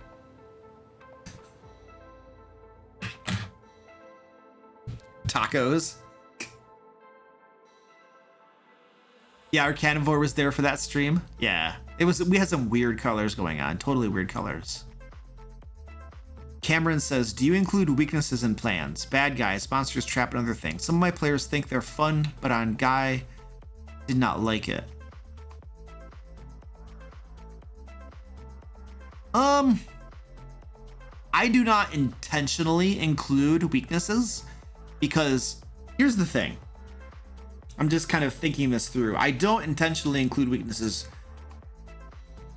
Maybe I have on occasion, I just don't remember. I don't know, but I usually don't because here's the way I guess I think about it. I have one brain, right? And my one brain is designing all of these things. My players, there are 5 players, so they usually have 5 brains. And 5 of their brains, thinking together and being creative and trying to overcome my one brain's problems, they're always gonna find a weakness. They're always gonna find something I didn't think about. So if I don't design a weakness still exists and my players will probably find it. So I don't think I actually need to design weaknesses. It's there, you know, and they'll find it.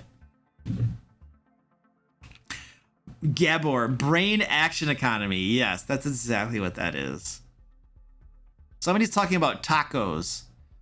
And then Janshevik is like, do you mean thatcos? I don't know. I like the conversation more when we were talking about tacos.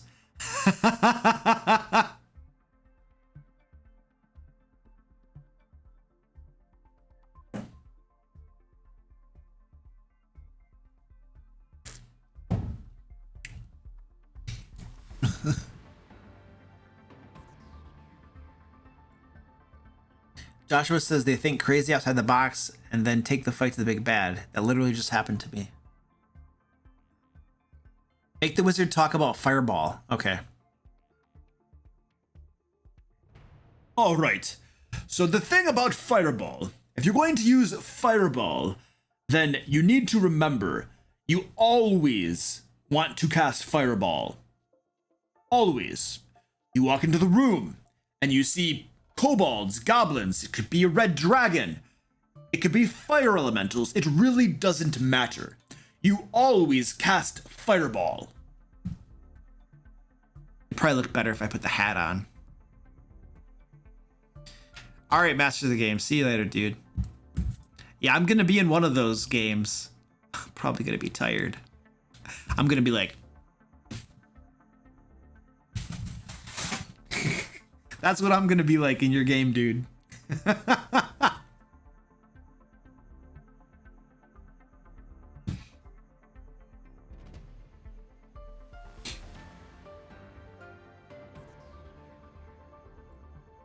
Talk about lightning bolt? Power meow. Nobody uses lightning bolt. Do you know how impractical lightning bolt is? You have to move around the room. You gotta pick your robes up. You gotta try to line yourself up just perfectly. And at best, you're going to hit 2 enemies with your lightning bolt. It's ridiculous. Why would you do that when you could just cast fireball? Danny has a friendly reminder for everybody that spammers die. And she has a big wrench.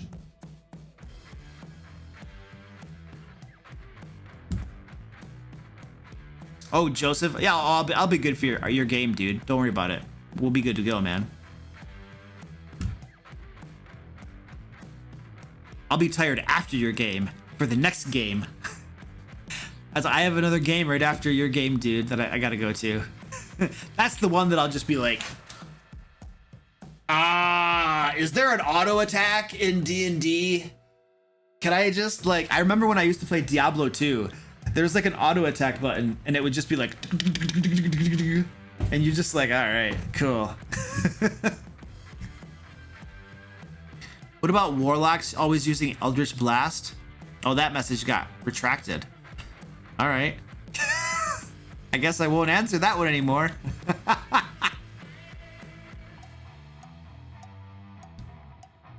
Danny has a magic item called Spammer's Bane. Yeah, nice. It's like a banhammer. Nice. Action Surge. Yeah, Action Surge is great. What would the wizard do without Fireball? Synaptic Static. Synaptic Static is a great spell. So I wonder what level that is. Hold on, let's go see what level this is. Synaptic Static.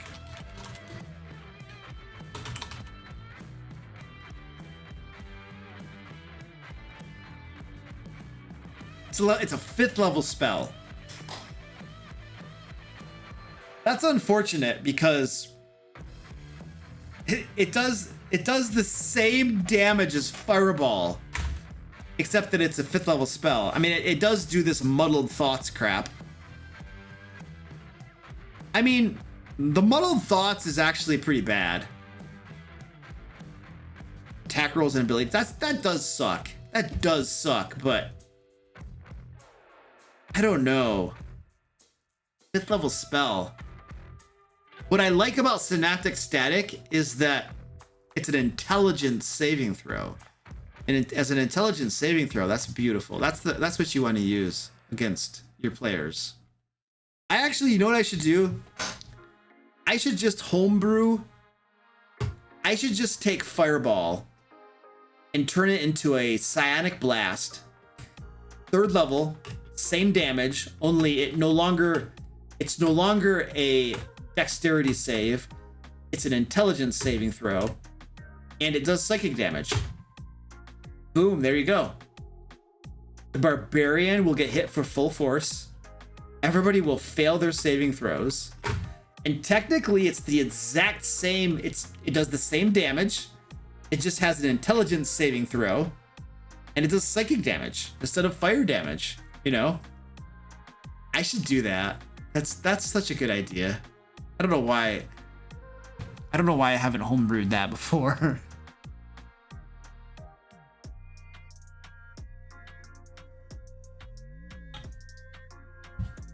What do you do when you want to homebrew a race for a big bad? You brainstorm and you make something up, dude. And then you give it game statistics. It's just a creative process. You just do it. Nick Thorne, what up, dude? How you doing? Cameron says, what books are needed to run 5th edition? Yes, I've been coming to these streams this whole time, and I'm just now thinking of running a 5th edition game. I usually play a Pathfinder. Cameron. Oh, sorry. It's cool, dude.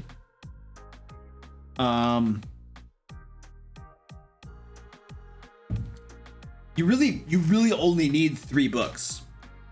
You need the player handbook, the monster manual, and the Dungeon Master's Guide. That's really all you need. That's all you need. You can almost, this is gonna sound weird for the Dungeon Master, you could almost not get the Dungeon Master Guide.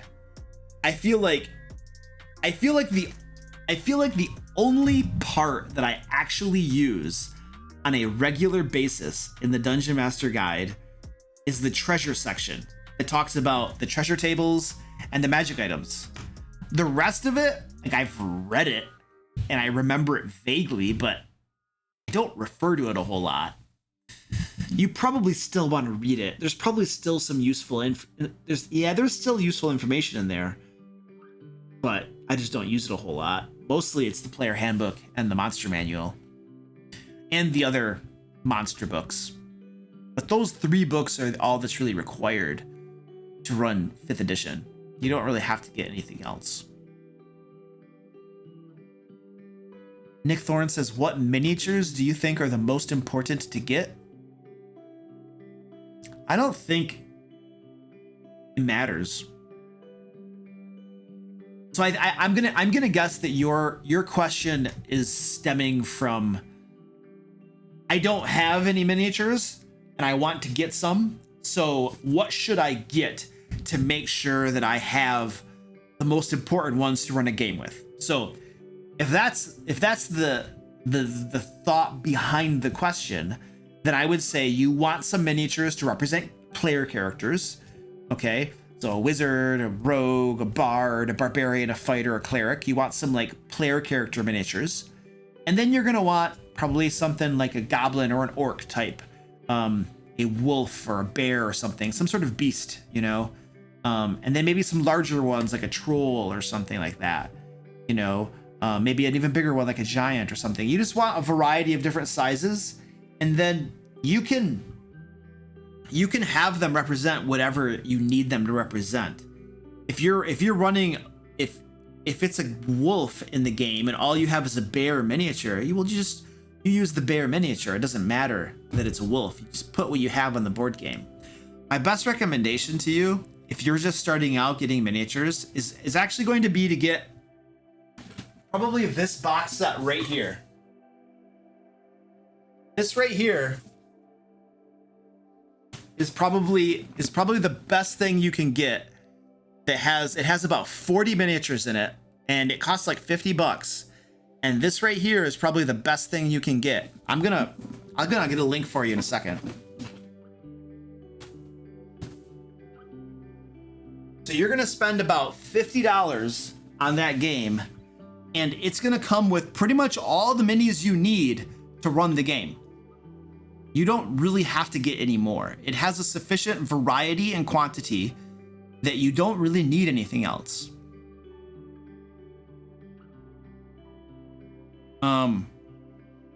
So I'm gonna drop a link down here in the chat for you, dude.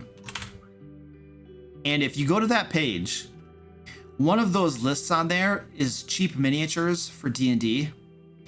And you'll be able to see that Wrath of a Shardalon is on there. And I wonder how much the prices sometimes vary. Well, that one is currently unavailable, it says. Well, that sucks. Well, there are other ones. Let's see. Let's go back. Let's see which one we probably want to use. Hold on. So the Legend of Drizzt one is pretty good too. I have that one. I like that one a lot. Assault on the Giants. Let me see if I can zoom in a little bit. I would not get Assault on the Giants. It just has lots of giants, and the giants are the wrong size bases too. Giants are supposed to be huge, and these giants are actually only large. And so that's actually not super great. I don't have this one, I don't have this one, I don't have this one, and I don't have this one, so it's hard for me to recommend them. But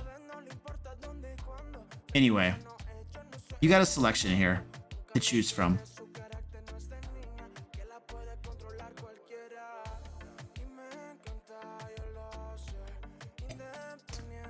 Yep, okay, let's do it.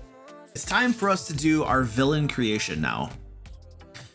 We spent a couple hours just chilling, answering questions and stuff. So now we're gonna go into the villain creation part of our stream, where we create D&D villains together. I have like a template and stuff that we are going to be using. Oh, we have a couple patron requests as well. Rainier the Conqueror and somebody else. A couple patrons. We're gonna make some villains for them. So we're gonna get into that. I'm gonna take before we get into that, I'm gonna take a little bit of a break. I'm gonna go bio real quick, and when we come back, we will be doing villain creation together. So I'm gonna throw up an intermission screen, and then come on, baby, I gotta find the right screens around here. Hey Nathan, thanks for the super chat, dude. I appreciate that. I'm doing well, man. You have very evil things in mind for your D&D session? Hey man, I would have it no other way. That's the way to be as evil as you can be. All right, cool. I'm gonna take an intermission. I'll be right back. Pump the music up a little bit.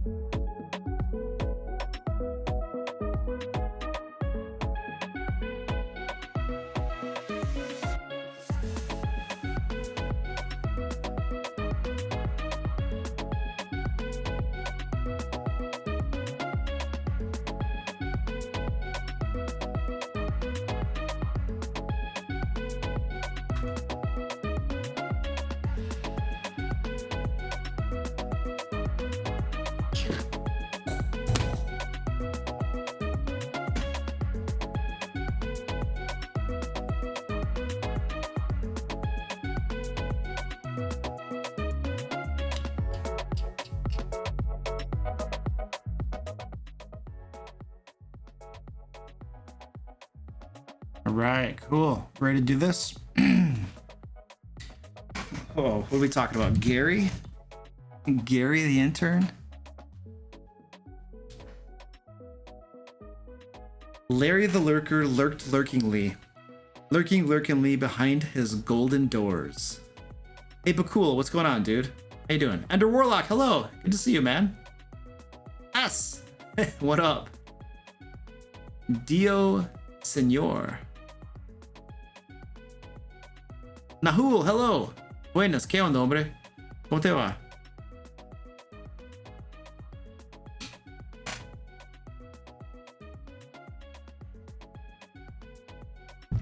All right, let's do this, man. So we're gonna do some villain creation. Let's kick this stuff off. Let's go to the right screen. Zoom in a little bit. So the first thing that I want to mention, super important. We are not super chatting, like for villains and stuff. So, you know, if you super chat the idea for a villain, that doesn't work that way. Super chats don't get your ideas picked. We did that previously and then I decided that, we're just gonna let good ideas percolate to the top. Yes, we are gonna be using dice. So we will be using these. We're gonna be using these Rory story cubes. They're basically dice that will help give us ideas for villains that we're gonna create. I got a whole bunch of them. You know, there's a link down in the description. If you want to check these out, you can get these and use them. I mean, you could use these when you're homebrewing your own campaigns and stuff. If you need an idea for an adventure.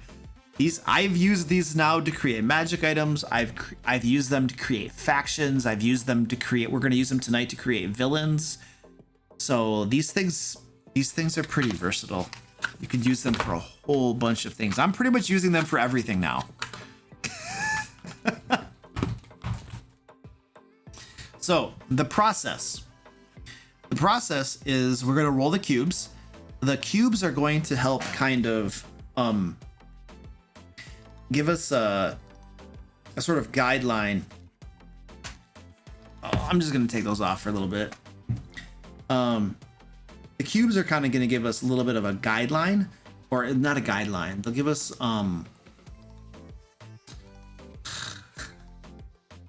what is the word, man? What is the word? Inspiration. They'll give us like inspiration for ideas for villains. And so we'll just roll the cubes. We'll see what the cubes say. You know, they might help us to create some villains around what the cubes say. That's the basic idea. So yeah. So that's the idea with the cubes. We don't have to use all of the results from the cubes. Like if the cubes tell us to do something and we don't like it, then we don't have to use it, you know. But that's the idea. They give us ideas. Yes, they give us ideas. So we basically re-roll the cubes, then we brainstorm a villain based on the results of the roll, and then we name the villain. That's the process. It's pretty simple. And we're gonna see, we're just gonna start cracking at it. Make a bunch of these guys. Artificial Squid, thank you, sir, for the 10 SEKs. I appreciate it. Thank you, sir. And let's roll some dice. Let's roll these bad boys. All right, I'm gonna pick a couple of these guys, and then I'm gonna get a blue one. Hey, whoa. That is a blue one. That was already out of the blue case. I forgot to put it back in. All right. We've been using 3 dice. I feel like 3 dice are a pretty good way to go. Yes, I'm giving you inspiration points. All right. So we have we have a star. This is like a swamp. That looks like a swamp to me. And this is scissors cutting paper. So these are our prompts that we have. So a villain based around those things. And The one thing I'll say for the villain that's based around those things is we're gonna name this villain Rainier the Conqueror. So this is gonna be the villain's name. This villain is for one of my patrons, and so let's see what cool thing we can come up with. Oh, let me write these prompts down. I want to write these prompts down. So we have a star, and then we have a swamp, and then we have a scissors cutting paper. I know I spelled that wrong. I am not a good speller. There we go. All right, what ideas do we have for this guy?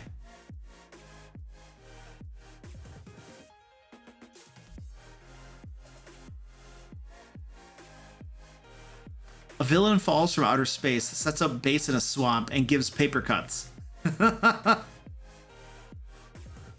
a fallen angel who lurks in a swamp. Ooh. I kind of like that. Fallen angel. Or we could say, what about the offspring? Wait. We need like notes.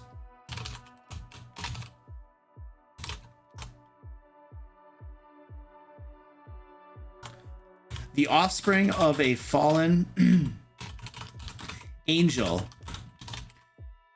Rainier. Is he good or evil? Is he a good guy or a bad guy? Because he could follow in like his parents' footsteps as a fallen angel, or he might be trying to like redeem the family's honor or something. Ooh, a fallen Asimar. Okay. He is a fallen Asimar. And I'm probably pronouncing that wrong. Evil? Misguided good? There are witches in Greek myth that cut your thread when your life ends. He thinks his ancestor was wronged and seeks revenge. Oh, I like that. Rainier believes, let's say that the fallen angel was his mother. The offspring of a fallen angel, Rainier believes his mother, the angel, was wronged and seeks revenge against her deity. We don't have to specify who the deity was. The dungeon master that uses this can always make that decision on his own. A misguided good guy can be a better big bad than a truly evil character. Yeah, I think he's probably misguided. You know, Rainier is not evil, but he may be misguided. Let's say that he is neutral good. So he might have to sometimes break the rules, but he's mostly a good guy. So as a villain then, what's his motivation then? It seems like that's his motivation. He seeks revenge. Or yeah, he seeks, so we could actually put this up here. That's actually the motivation. That should be the motivation. What is he doing? What are his methods? Rainier wants to use nature to overtake the civil world, like swamps taking over a town. I wonder then, maybe it's a deity of, against her deity. The deity of, like, maybe the deity was the deity of, like, trade and wealth. method. He is attempting to cause nature to overtake the civilized lands and disrupt trade throughout the region. This would weaken the deity and thwart her, I don't know, her overall goals. I don't know, something like that. Oh, he's using the swamp. Maybe he worships a swamp deity. Maybe he worships a nature deity himself.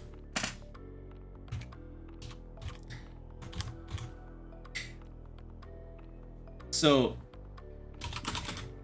yeah, we could say Rainier is a paladin of nature. Is a paladin of a nature deity that is quite wild, and we'll just say of a wild nature deity that desires what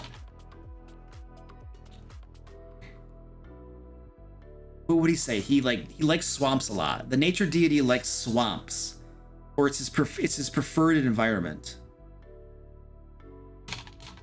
Whose preferred terrain is swamp land. And then we could say Rainier is attempting to cause nature, especially swamps. There we go. Something like that. Okay. Cool. Should he be seeking a MacGuffin to use? Maybe.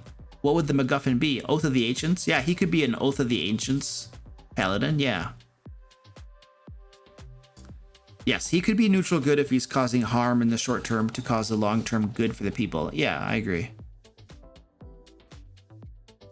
An army of grung minions. Oh, I like that. Minions.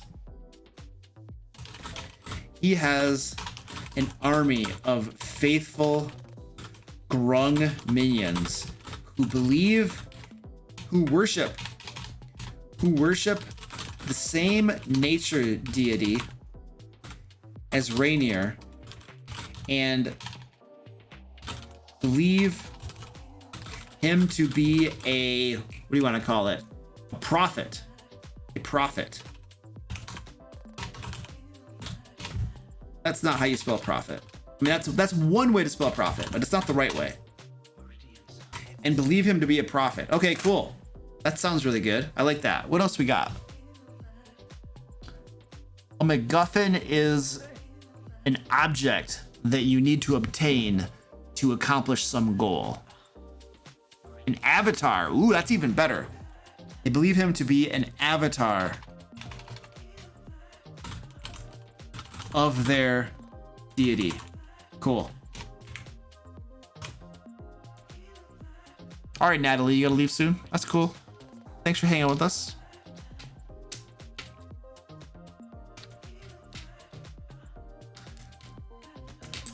Yeah, the grung could have raised him and took care of his mother when she fell. Yeah. Mm-hmm.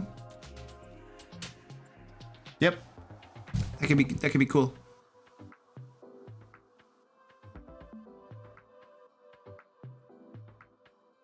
Let's just, we're very close. What is the means? How is he getting the swampland to overtake the civilized lands? Does he think he is a prophet, or is he using deceit? I don't know. I don't know what he believes.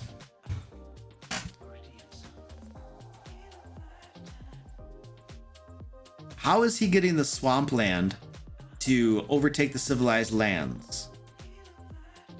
A black dragon? Oozes. Ah. Interesting.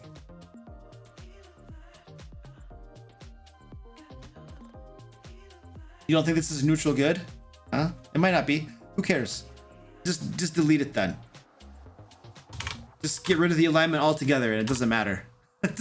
Alignment's just worthless. All alignment serves to do is just people can talk about and debate whether it is this or it is that. Ultimately, it serves no purpose at all in the game, in my opinion. So we just get rid of it. It doesn't matter. How is he doing this? All right, Tachio, see you later, buddy. The Black Dragon expanding the lair. Yeah, let's do that. Means he is attempting to beguile or bribe a black dragon to use its magic and influence to spread swampland into the towns and cities. He's also spawning oozes that can do the same. There we go. So Black Dragon, he's got some oozes and stuff like that. Okay, that sounds good.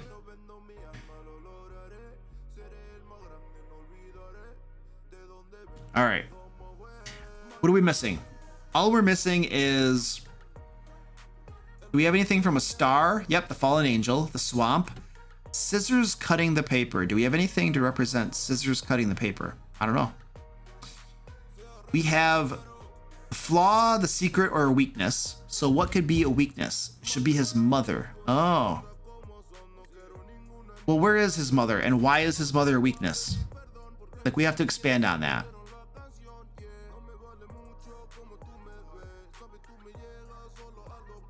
Yeah, aquatic goblin minions could be cool, for sure. Like, most of your guys' ideas are really cool. I can only write so many on this.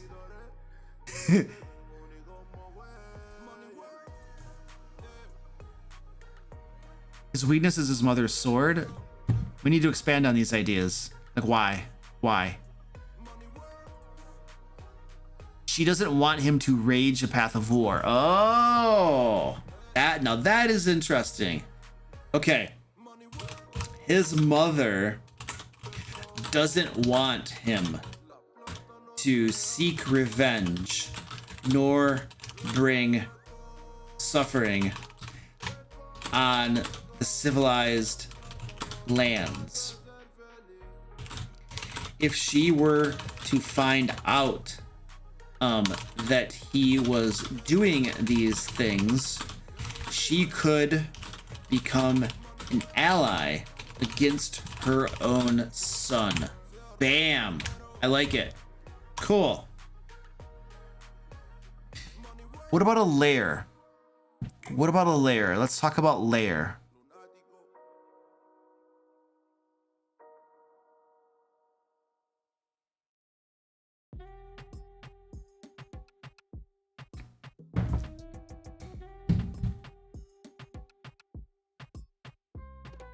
The swamp? A sunken fortress turned dungeon in the swamp. Okay, yeah. An old fortress. An old fortification that has mostly sunk into the swamp. Cool, I like it.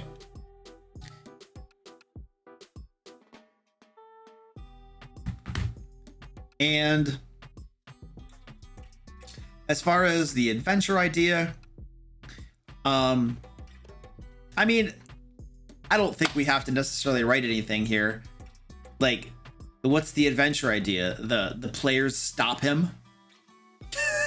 I don't know.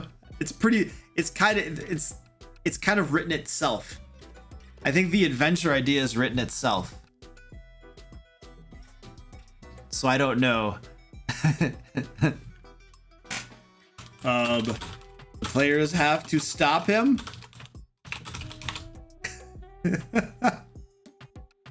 Hey, it's actually, how you doing? Good to see you. What if the party druid joins them? Yeah, that can be a thing. Yeah.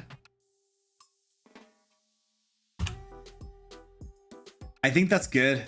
I think we're good on that one. Let's move on to the next one. Let's get rid of these. It's a fallen Asimar. Rainier the Conqueror. There you go, Rainier. You got your villain. You have been immortalized. Okay, the next request is... Let's roll our cubes first, though. Let's roll our cubes. Put this back. Now I'm gonna grab a pink one. I'm gonna grab a green one. And let's do one of these black ones right here. All right, so I'm gonna roll these.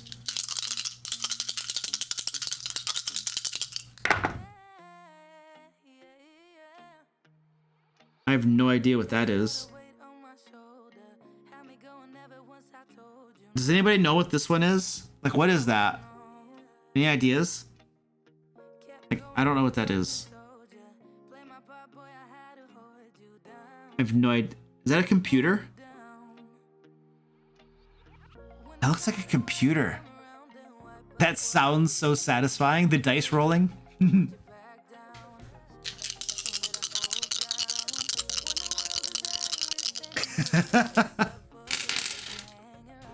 It's a calculator? Really? Okay. Yeah, it could be. An abacus? A pin code?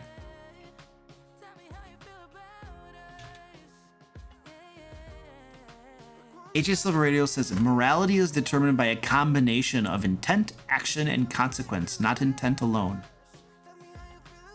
Yeah, I think I agree with that. Dice rolling ASMR. A password. Oh, okay. A factory with smokestacks. Oh, that's interesting. All right, let's insert.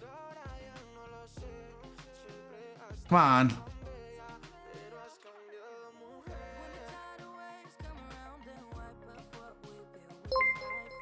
Villain.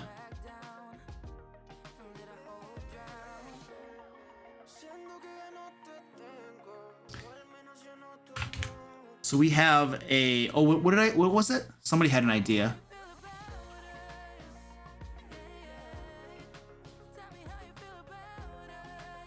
Calculator. There was another one. Factory or screw. Oh, a password. Yeah, let's use password. Bottle. That's kind of like a bottle. And then I saw mountains. Mountains with river with a moon. That might be a sun, but we'll just go with moon. A submarine. A potion factory. Ooh, a potion factory. All right, well, anyway, now let's get some ideas for this villain. Like, yeah, what could the motivation be or something? We can pick any of these things. Minions, a flaw, secret weakness, any of this stuff. An alchemist? Okay, all right. An alchemist. A Ginny alchemist. Ooh, I like that. A genie or Ginny, I don't know. A genie alchemist. Awesome. And what are they doing? Looking to corrupt something, turn everything into a bird. Oh, that's right, because you guys. So this is the request we're trying to fulfill from my patron. I would like a CR10-ish bird. that has the ability to control other birds. This will give the boss mob of Act 1 of my campaign, which takes place around a small coastal village. Think Alfred Hitchcock The Birds, gone bad or evil. So I'm not familiar with that movie. I have heard of it, but I have not watched it. So that doesn't help me a whole lot. All right, Rainier, see you later, buddy. Hope you like your villain.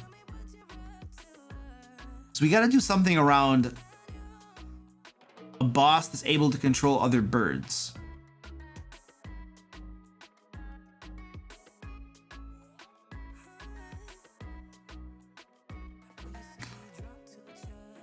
The genie is pronounced genie. It's the plural of jinn, which is pronounced. Okay, sure. I just don't know why it has a D and a J in it. They should just spell it genie if that's how they want me to say it.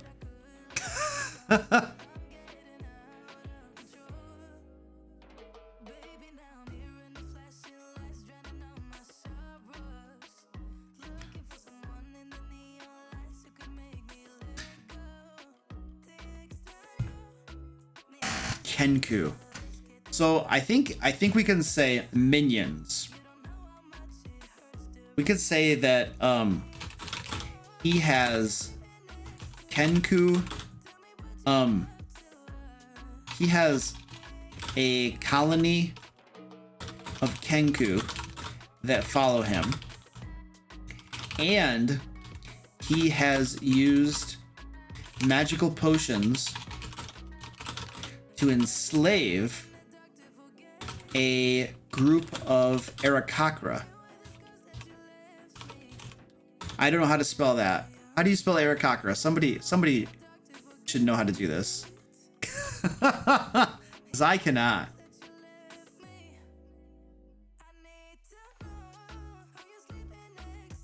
Oh, interesting, Melchior. Oh, that's cool. Elliot says he's corrupted the Kenku Messenger Guild we created last week. Oh, nice. Thank you for spelling Aarakocra, Victor. I was waiting for that. Aarakocra. All right, cool.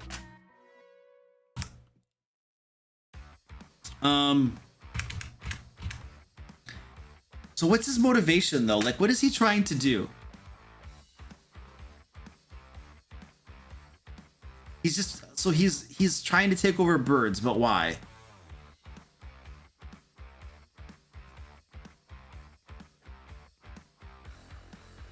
Why is he trying to take over birds? What's the point? What is he up to? What are his motivations? Why? All right, Danny, that's cool. Yeah, we're good. No, you're good, Danny. We're cool. Go get some sleep or whatever.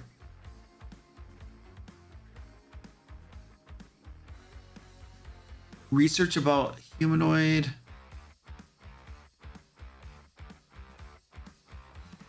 Is there another A in here or something? I don't know. I'm gonna have to look this up. Normally I would go to D&D Beyond, but D&D Beyond doesn't work very well. Aarakocra, D&D. Yes, that's exactly what I meant. This is what I meant. Thank you.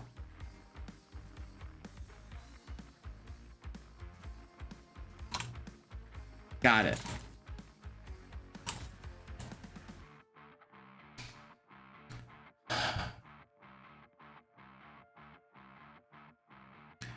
To make an ultimate spy network. Why? Why? These are all things to do, but there needs to be an objective. People don't just do things to do things. They have a goal. They have a reason they're doing stuff.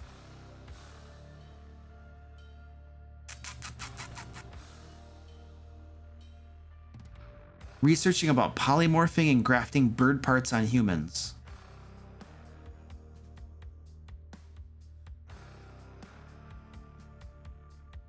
He was raised by a rock. He wants to take over the world. I'd much rather do something more interesting than just taking over the world and stuff.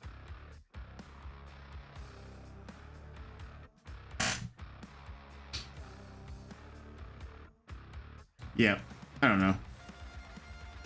I'm just gonna put some stuff down. I'm not feeling super inspired with this one. Motivation. He wants to experiment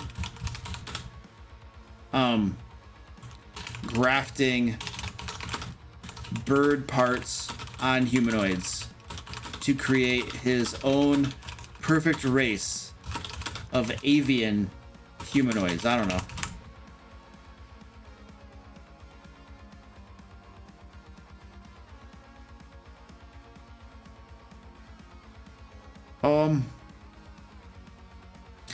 He needs, I'm just getting this done, and then we're going to move on to the next one.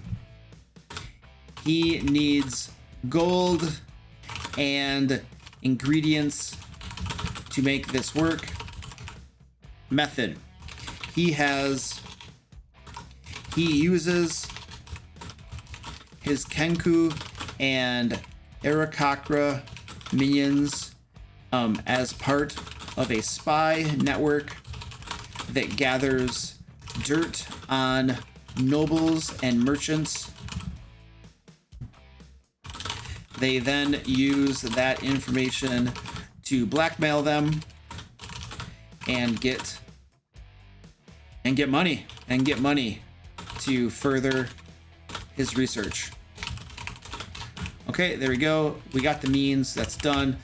Any ideas for a flaw, secret, or weakness? I'm just trying to get this one done. This is like I'm not too inspired by this one. I just want to get it done. Oh, he could hire out a spy network for money. He could. Yeah, sure he could. Luke is like, are you scared not having a mod? You've lost your mojo? No, I'm just not. I'm not getting it. I'm not getting inspiration in this one. I'm not really seeing this one. So I just want to get it over with. He also hires out his spy network on the side.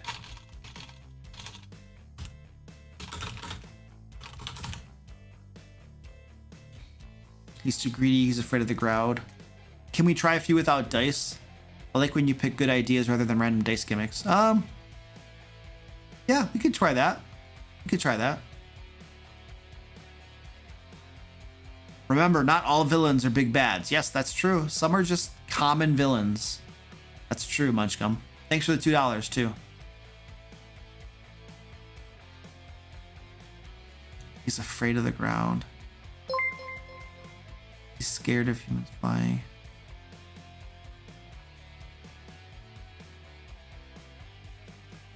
I don't know. He has a mountain. Whoops.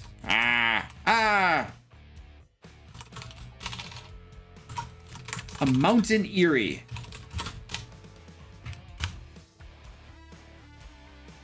He is afraid of the ground. All right.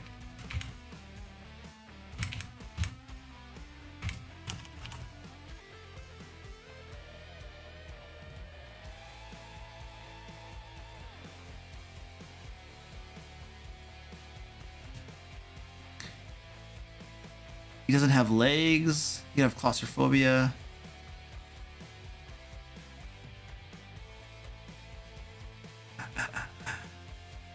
Okay, cool.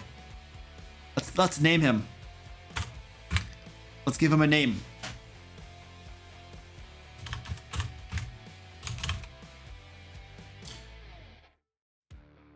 I mean, this villain's over, and we're gonna go on to a new one.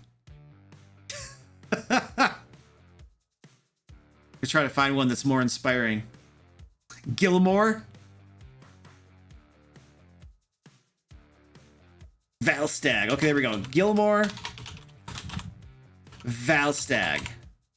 Okay, done. Goodbye, Gilmore.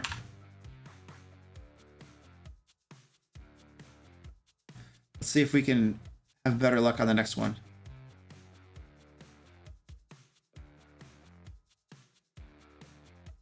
And there we go.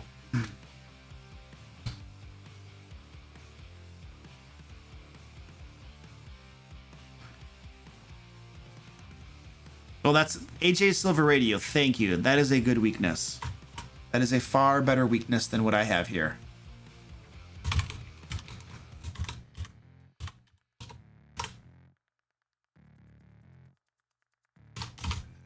Some of his spies can be bribed.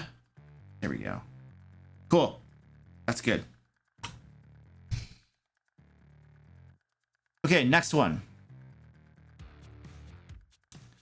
How about we just forget about the dice and just throw some ideas for villains down in the chat.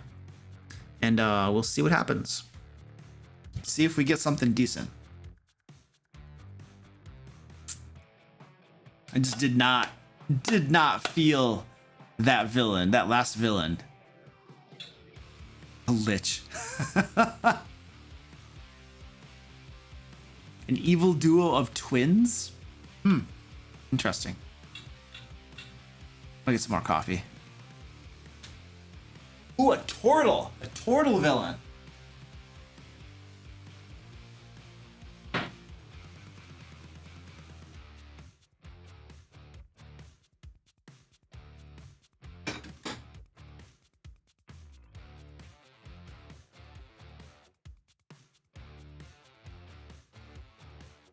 Evil turtle twins. Okay, that's what we're gonna do. We're gonna go with evil turtle twins. Great. Why? What are they doing in the game world that's so evil?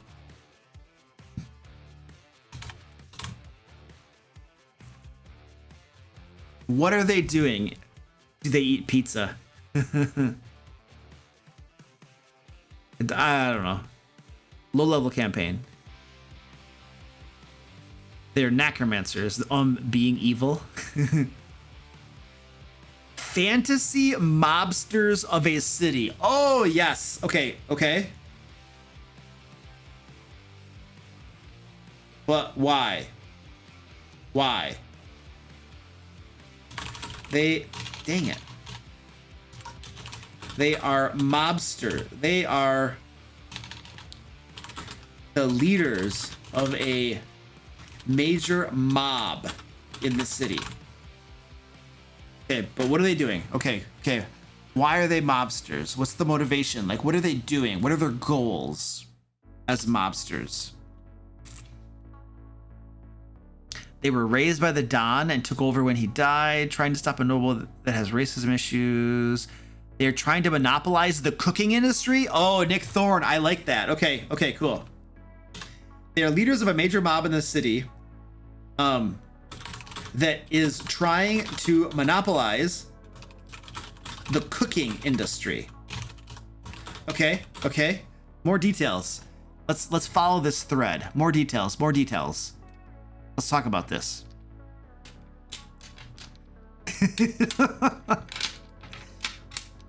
Okay, I think we're gonna make it a standard rule that we will probably almost never make a villain whose goal is to take over the world.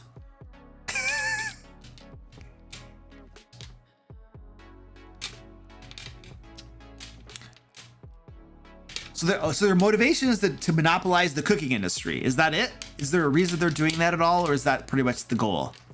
They're just trying to monopolize the cooking industry. And that could be it. It doesn't have to go any deeper than that.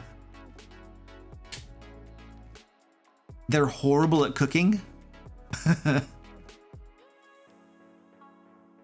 They gained power as an advocacy group against turtle soup. Oh, yeah. Absolutely. They are working hard to strong arm politicians to outlaw turtle soup. And none of the restaurants that pay them protection money are allowed to serve it. To serve turtle soup. Okay, cool.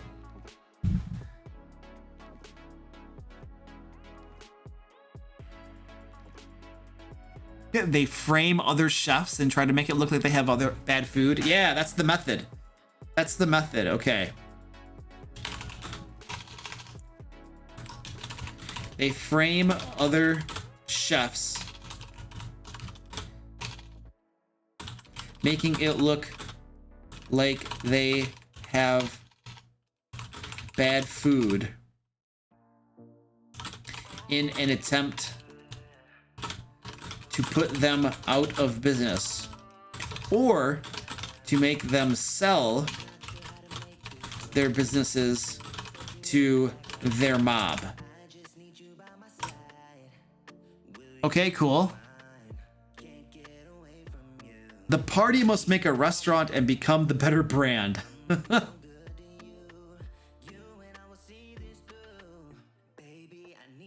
Minions are all are scaly. Dragonboard, UNT. Oh yeah, minions. Okay. A variety of creatures. A variety of lizard-like creatures work for them. And we'll say lizard folk, turtles, dragonborn, and even UNT, which are kind of like snakes. Well, snakes are like lizards, similar.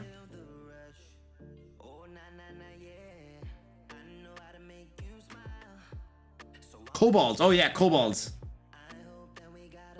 Kobolds, lizard folk, turtles. Yeah. Okay, cool. I like it.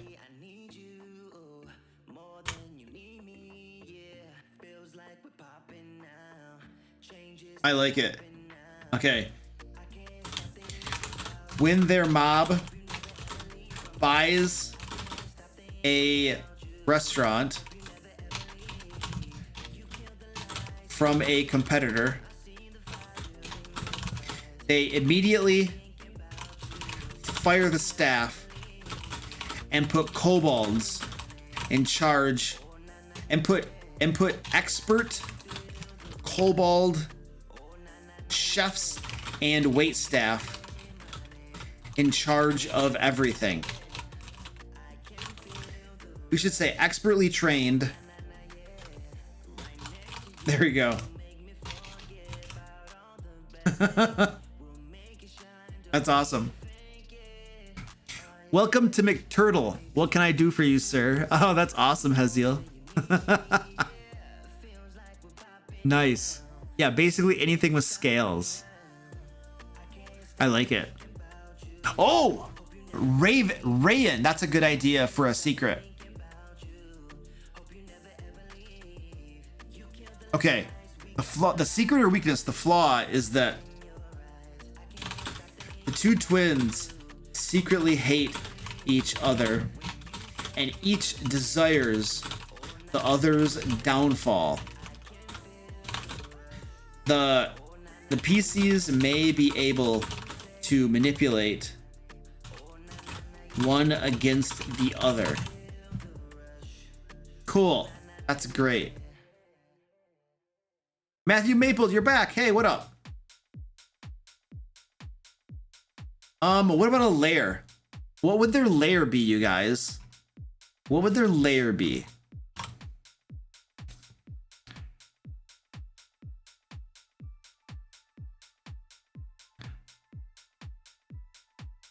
Lizard-like creatures? Oh, thank you.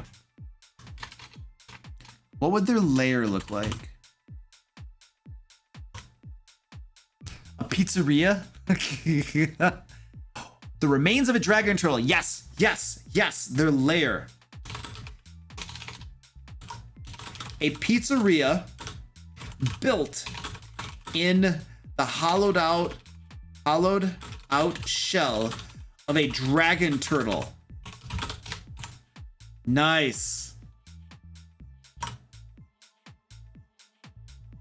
Cool. I like it. I don't think we need an adventure idea necessarily. What are their names? Let's name the twins. Name the twins. Mario and Luigi. Mafia names. Yeah, they should be like mafia names. I agree. Zubu, Mali, Zubu, whatever. ZZ. I'm gonna call you ZZ. Yeah, this one's a lot better than the last one. Slow and steady. The Tortino brothers, Raffin and Zyphar. Oh, I like that. Ender Warlock. I like that.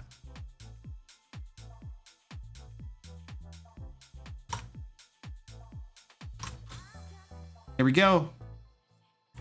The Tortino brothers, Rafen and Nipar. Rafen and Nipar. Let's do Nipar. There we go. Rafen and Nipar. All right. That one's good. I like it. Let's do another one.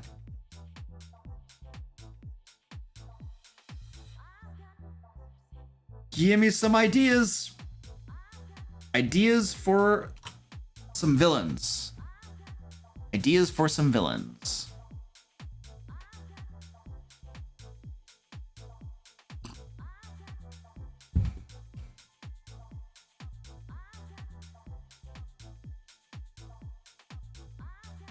Okay, let's do Melchior's one right there. The Weary Warrior. Okay, hold on, let me get that. Okay, stop scrolling. Stop scrolling.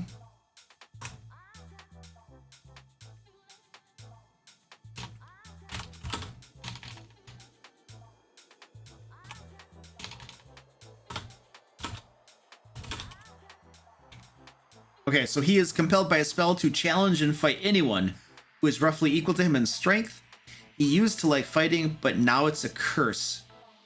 He wants the party to kill him. All right, cool. Let's brainstorm some more ideas around this guy. The method, does he have any minions or anything? And what's his secret flaw or weakness? And yeah, we gotta do a sort of creature. His own sword cannot kill him. Ooh, wait a second. Let's twist that a little bit. Right. Let's say he cannot be killed except by his own sword. But only then, but even except by his own sword when wielded by another. So basically somebody else has to take his sword and kill him. That's the only way for him to die. However, he is not aware of this. All he knows is that no one has ever been able to end his misery.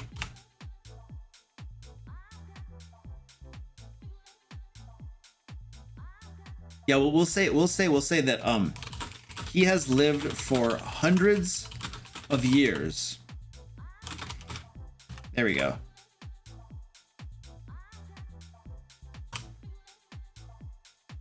Okay, cool. He's ageless, yeah.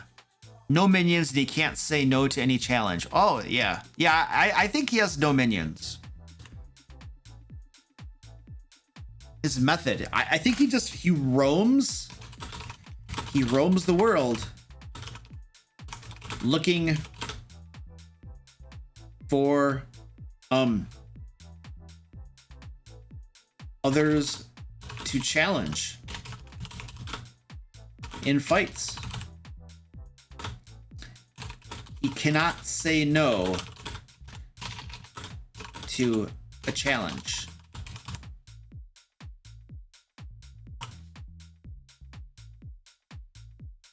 There could be a legend about him and the way to kill him. Yeah, it's possible. Yeah. Uh-huh.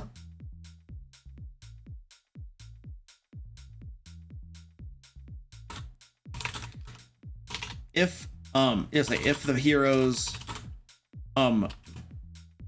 research this warrior, they can find legends that speak of him and allude to the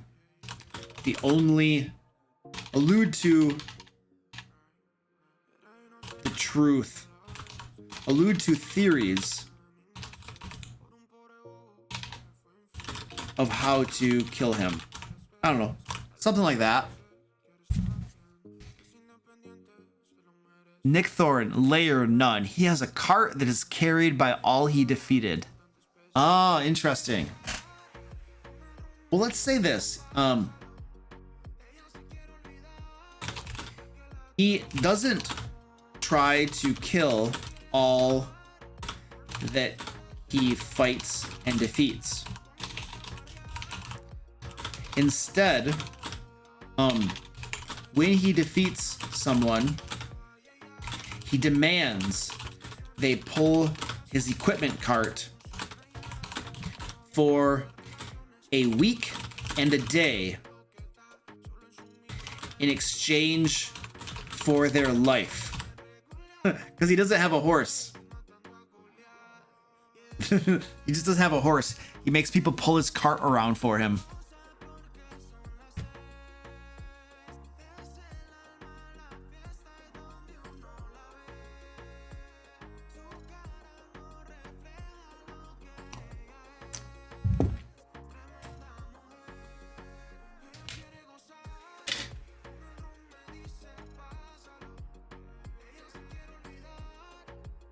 He caused his own curse due to him miswording a wish spell. Oh, that's really cool.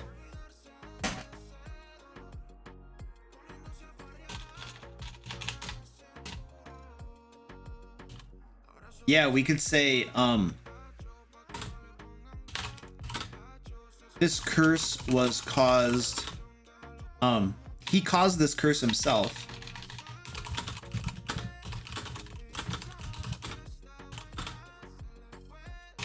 With a badly worded wish spell. Edgy fanboys? They follow him around?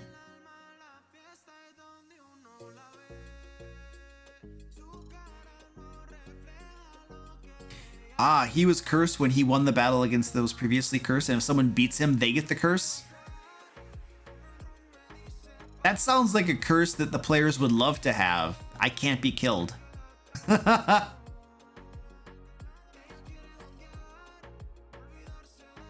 What kind of creature would we use for this? Like, is this like a human or something?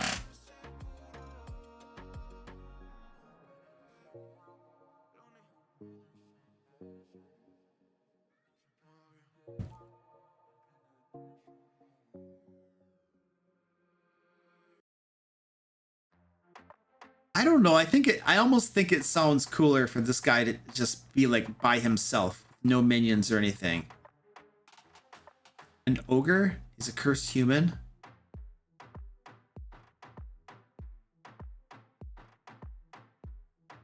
Yeah, we're not going to have the curse passed on. That's the type of curse players would love to have. Let's just do a human. Human or other race. Doesn't really matter. And then we can say, use a stat block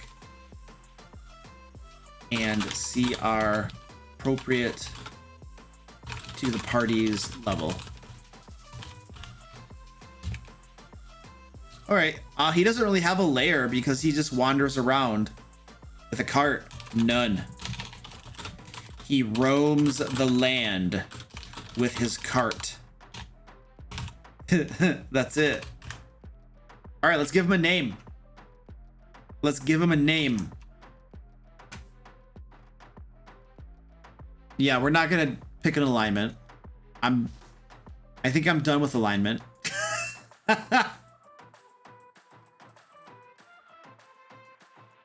Yeah, Melchior, alignment is irrelevant. This doesn't matter. It has no bearing on the gameplay at all. We've already defined everything important about this warrior. all trying to talk about alignment is gonna result in is like folks will be like, well, no, I don't think that that's the right alignment. I think it should be this, and it's just all a matter of opinion, and it doesn't actually influence the gameplay at all, you know. So it's kind of like a meaningless conversation in a way, you know what I'm saying?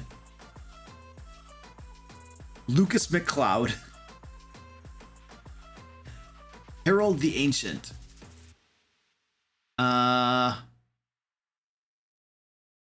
Cathor the Undying. He always washes his boots. Yeah, Sean.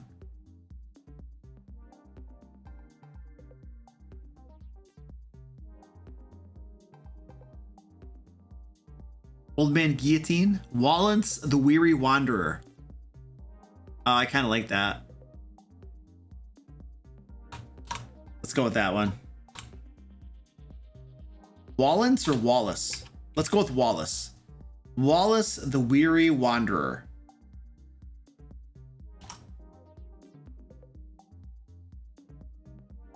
Okay, cool. Let's do another one. Insert.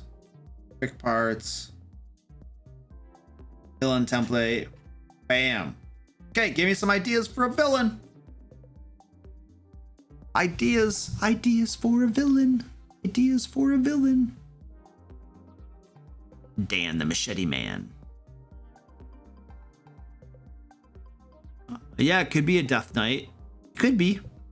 It depends. I mean, the thing is that honestly, it doesn't really matter.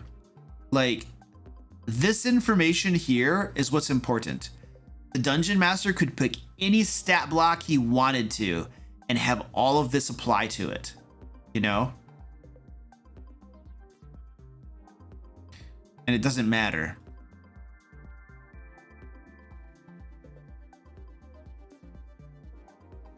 Ooh, a vampire villain? An undead monk?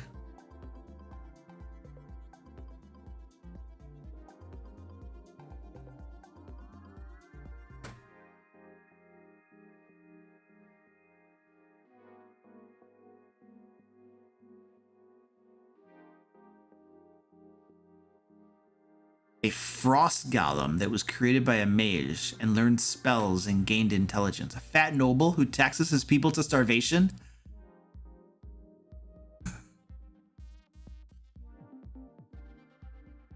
That's interesting.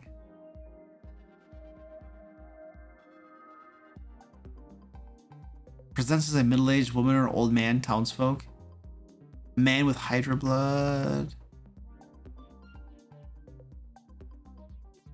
Okay, Haziel, see you later, buddy. Thanks for hanging out with us. You're gonna dream of the McTurtle mob? That's awesome. See you, dude. You know, I kind of like this idea of a fat noble who taxes his people to starvation. Let's do something with that.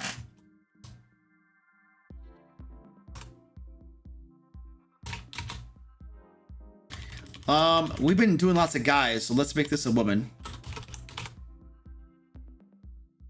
Taxes her people to starvation.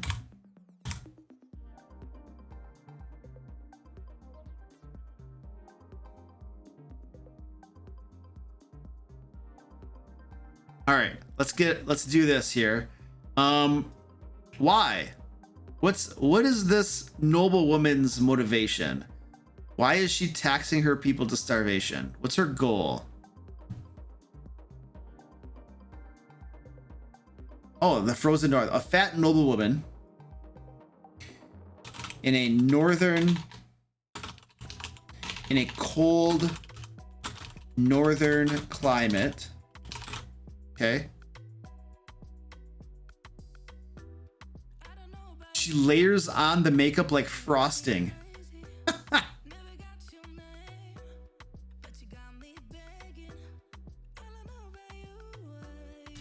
Let's see what we do here. Save notes. She layers on makeup like frosting.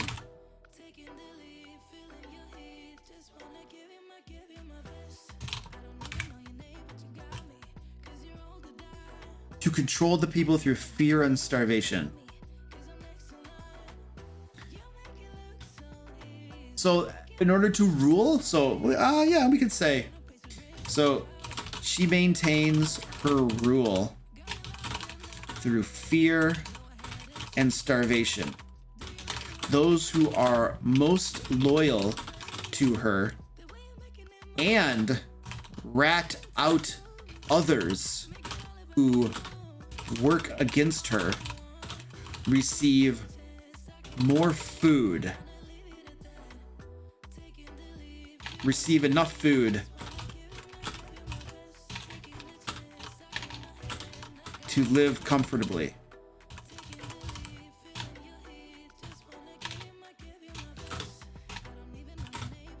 So then you have like the entire populace is kind of like, you know, kind of like clamoring to earn her favor so they can get food. But how does she like maintain this status quo?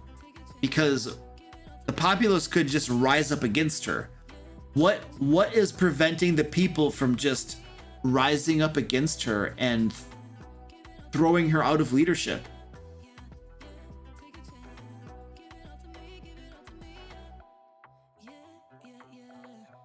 She's the antagonist of the Order of Cooking Knights we came up with last time. Oh, that's true, Munchcum. That's really cool. What was this? Nixon, I made you erase everything you just typed. Sorry, dude.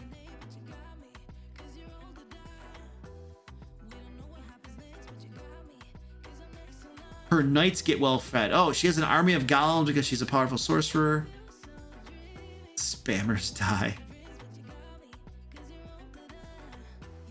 She's the half-breed of a frost giant. Oh, I like that. Oh, I like that. I like that. She's a half giant. Frost giant. I like that. That's cool. Minions. Yeah, or the method. Yeah. She has an order of loyal, well-fed knights.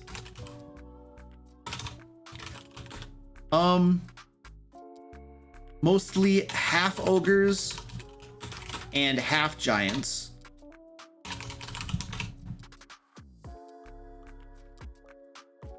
Who maintain order in her kingdom. Nice. I love it. Oh, yeah. Okay. Yeah. Those who don't obey her. Well, I don't think they're executed. Those who don't obey her are exiled to the caverns of craving, where they freeze and starve to death. Yeah, nice. Okay, cool. That's a harsh example. Yeah. And they're too starved to put up a fight. Yep, could be. Okay, cool.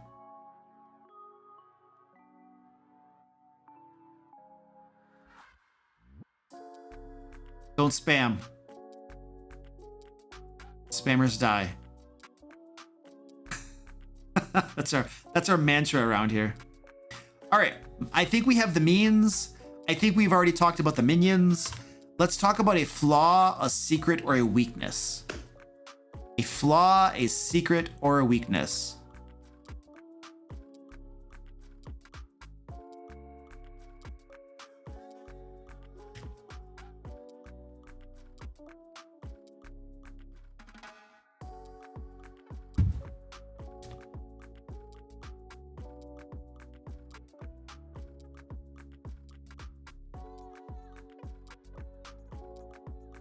Her weakness is her greed, as she desires whatever is the most powerful thing in her sight. She can't move. She's so fat she can't move. Oh, that's interesting. She hates being humiliated. If party can get food to the people they can help. Occasionally isolated, so no help from outsiders. Crops can be poisoned. Spammers get sent to the caverns of cravings. She could be weak to a diet plan. Gluttony.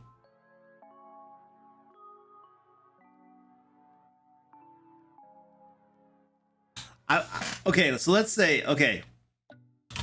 She is so obese that she can't move on her own. Furthermore, you know, she is, furthermore,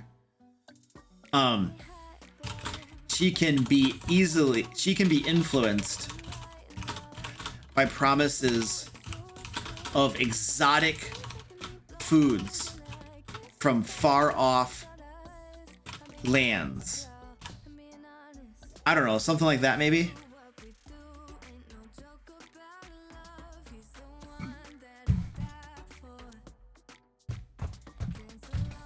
Yeah, she uses her servants to carry her around. Yeah, I think she would. They'd have like a litter or something, and they'd have to carry her around. She wants to be loved and thinks everyone likes her when they don't. Yeah.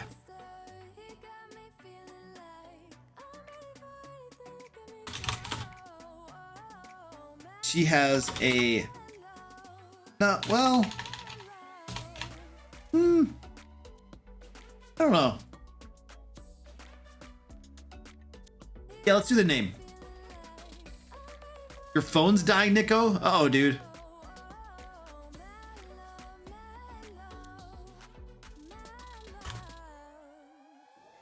Let's get her name. What's her name gonna be? Let them eat cake. What is that? What's that all about? Let them eat cake. All right, Nico. See ya, dude. You gotta go plug your phone in, man. Actually, my phone is, I think my phone's dying too. I should plug my phone in.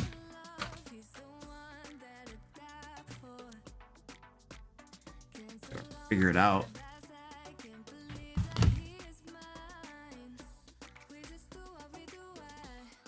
Griselda the Gross, except that she would probably not call herself gross.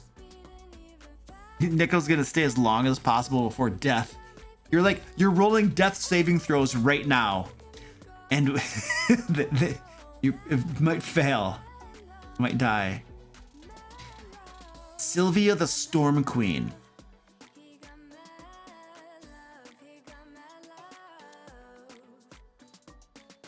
Victoria Swathingham. Krista of the Craven Caverns. Lady of Ice.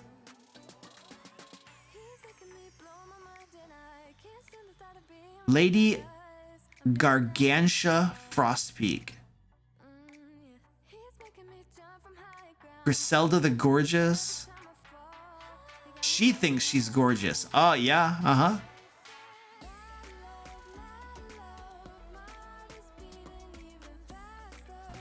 Okay, we'll go with we're gonna go with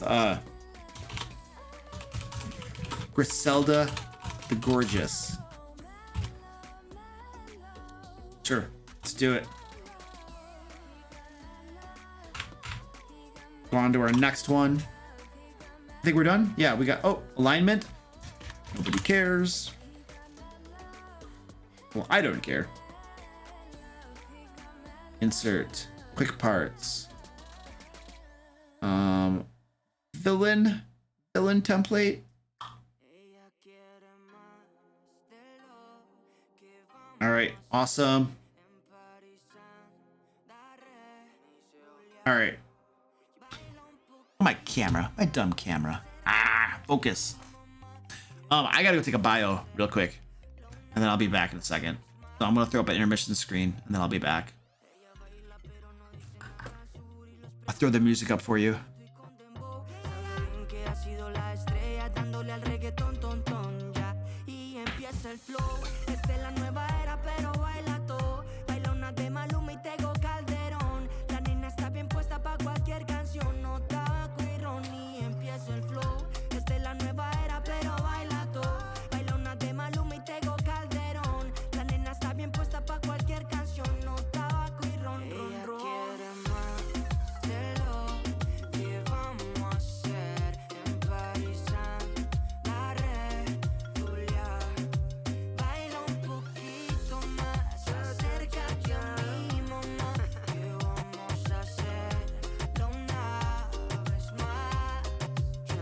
que más ladra come hueso. El que a ti te baila sabe eso.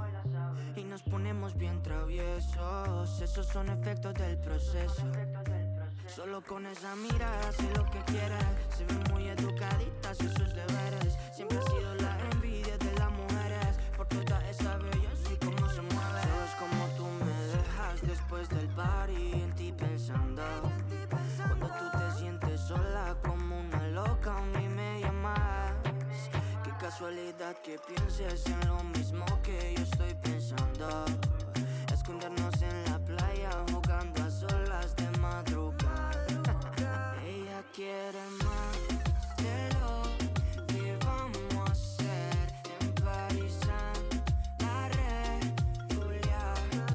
Baila un poquito más, acércate a mí, mamá.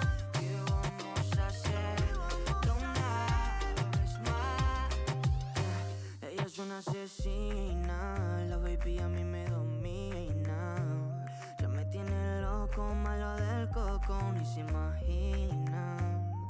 Una asesina, la baby a mí me domina. Cuando te toco, siento que choco con una mina. Ella quiere más de lo que vamos a hacer en París, la regular. Baila un poquito más, acércate a mí, mamá. ¿Qué vamos a hacer una vez más? NICO.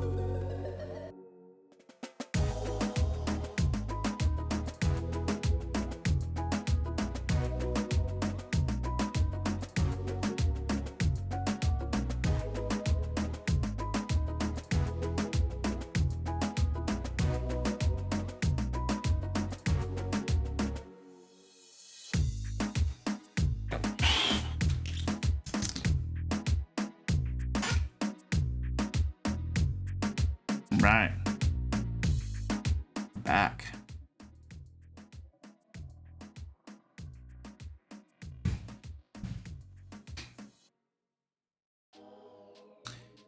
Cool. Let's do another one.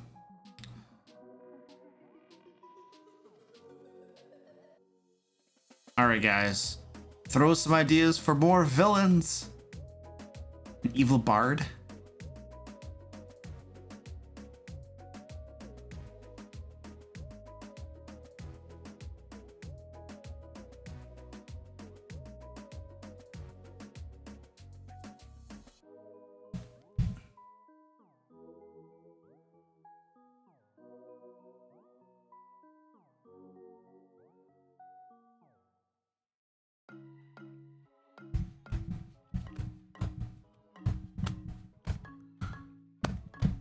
Warforged Bard.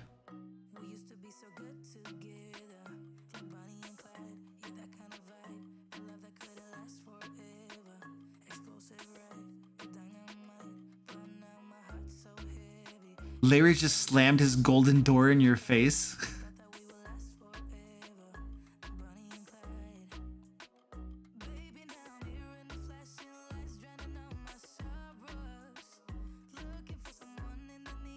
Sphinx. A werewolf who thinks the only way to find his cure is to spread its disease to legions of their people. Ah. A tiefling gladiator. A sorcerer who enters people's minds and alters their memories.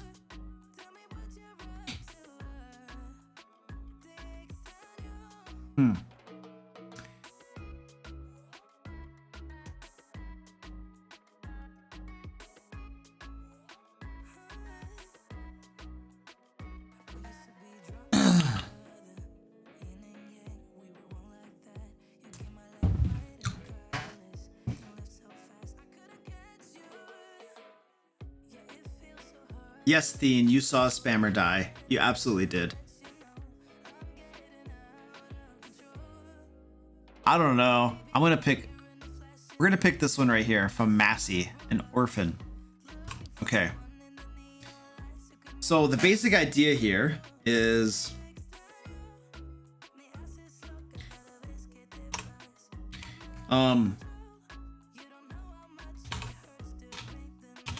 an orphan who grew up to hate everyone and everything because of his childhood. He seeks to control dreams in order to torment mortals daily with nightmares as a result. Okay, so that's the motivation.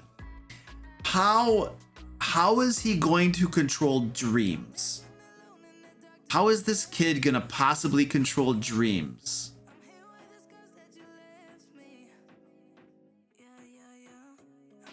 Oh, I'm sorry. There you go.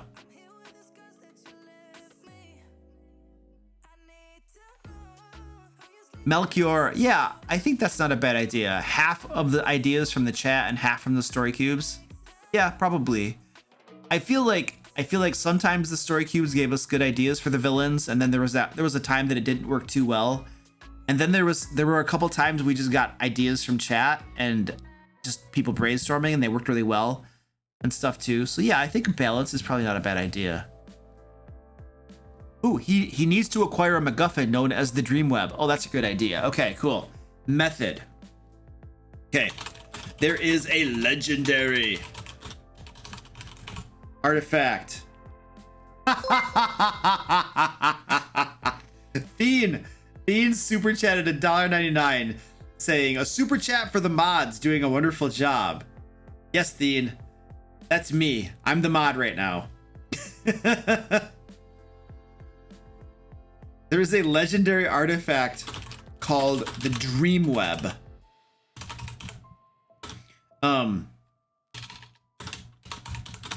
That allows its wielder to control others' dreams. And so he's looking for it. Yeah. So he is seeking this artifact. Okay, so how is he trying to get this artifact? Yeah, there are no more mods. I'm the last one. I'm the last mod. When I leave, everybody leaves. Ooh, we can call him the Dream Weaver. Ooh, I kind of like that. The Dream Weaver. How is he trying to get this artifact? He's got to be doing something in the world that's like bad before he gets the artifact. So he has minions or something that are causing a problem in the game world.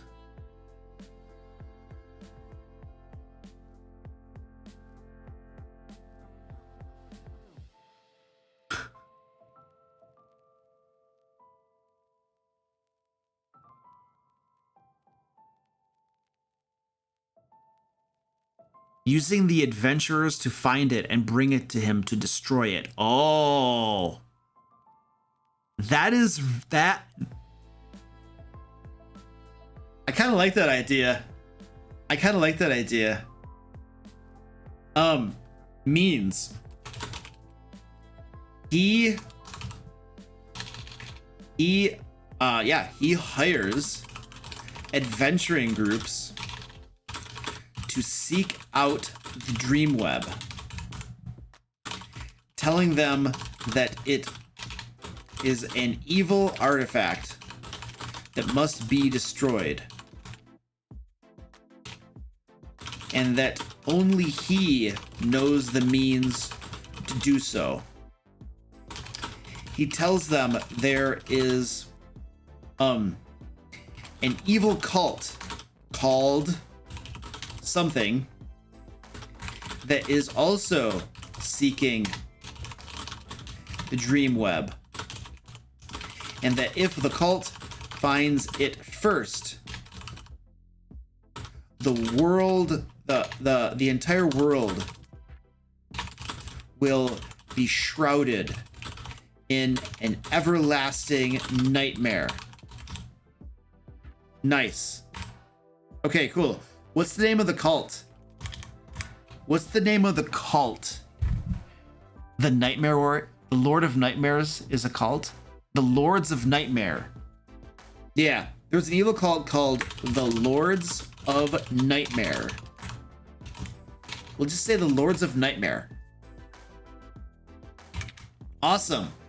So he's gonna appear to be your standard NPC quest giver, but he's actually seeking it for his own purposes. Cool. The Lords of the Night.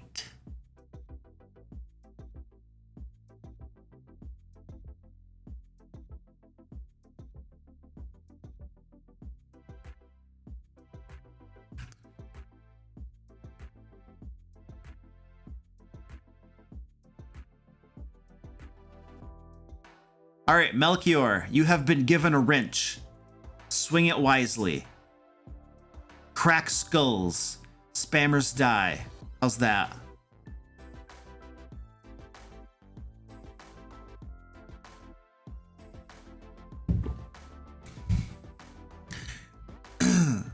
All right, what else we got going on here?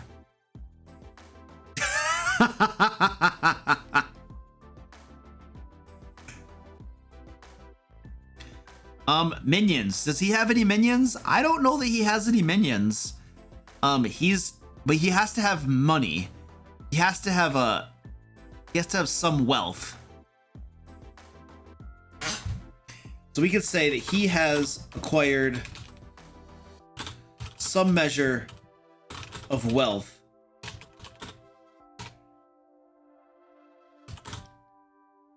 Somehow, I guess it doesn't really matter.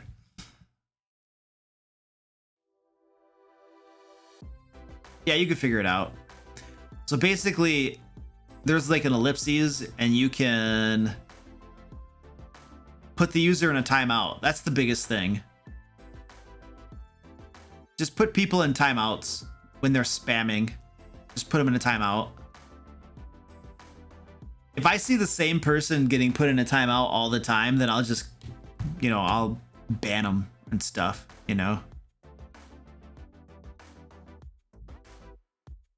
His minions are other orphans? Oh, yeah, yeah.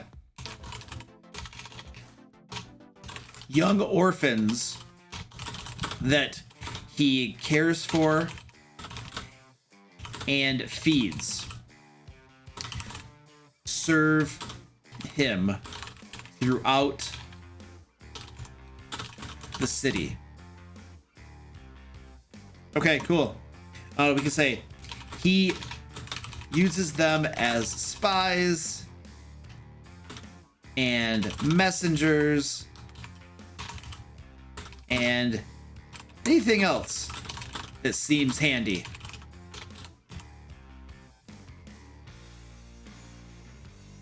Okay, cool.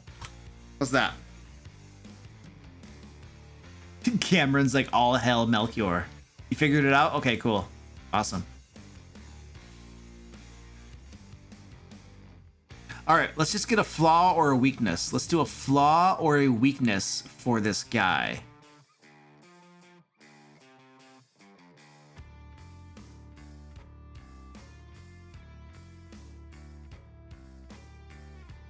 Ooh, if the orphans disobey him, they are brutally killed. Oh, yes. Yeah. He is a strict disciplinarian. And if any of his orphan, I don't know, followers disobey him, they are brutally punished and sometimes even killed. Okay, cool.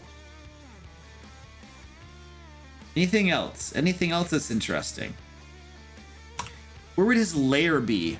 What about a lair? What about a cool idea for a lair? He suffers from terrible night terrors. Oh, that's yeah, I like that.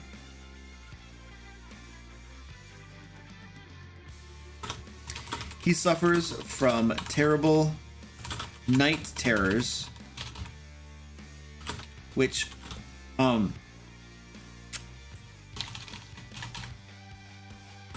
and doesn't get much sleep. So he is constantly tired.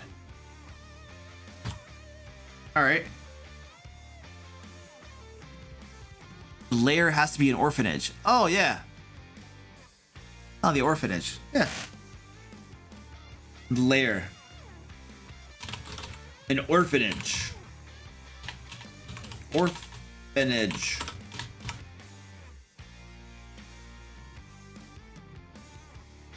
Cool. Like it.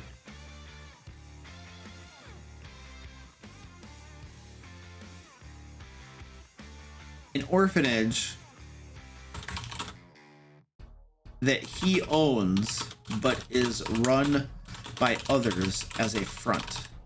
Okay.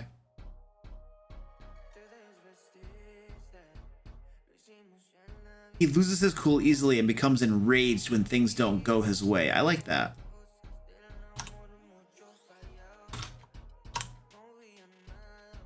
Okay, I think we have enough ideas around this guy. That's pretty good. I think we can move on. But let's give him a first name. I want it to be something like, you know, Eric the Dreamweaver or something like that. Let's give him a first name. Ooh, the orphanage has a torture room. Oh, that's Felipe, that's cruel, man.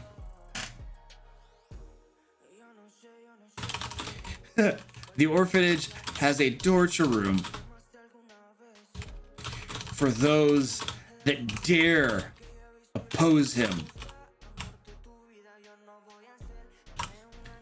Demian, Leonardo, Cindy, Frank, Freddie, Gabriel, Orpheus, John, Melork, Georgie, Grunlud, Carrie, Susan, Oliver Twist, Blake, Nobody. All right, Dito, see you later, buddy. Thanks for hanging with us, man. Dito, we didn't even talk about your favorite topic tonight either. Do you see that? We did not even talk about it. Don't worry, Monday, right? Melkiv. I'm gonna go with Melkiv. Melkiv, the Dreamweaver. Oh, let's do another one. Insert. Quick part. Villain.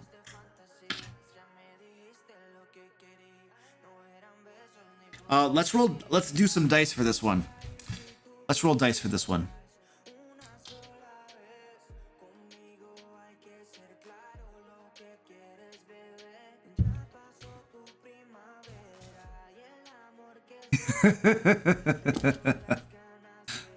Nico survived his death saves. Oh, that's awesome. Did you plug your phone in, dude? Did you end up plugging your phone in?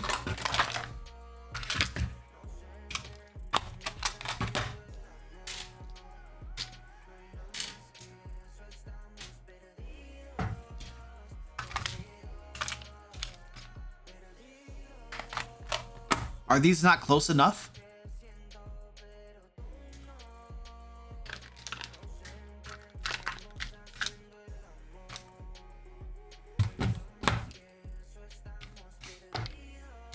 A fox is yowling right behind your yard, Nixit? Oh, that's crazy. Gonna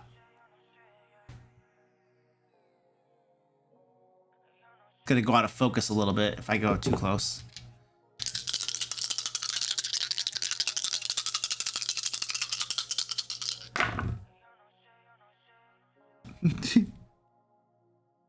We've seen these before. I don't even know what that is.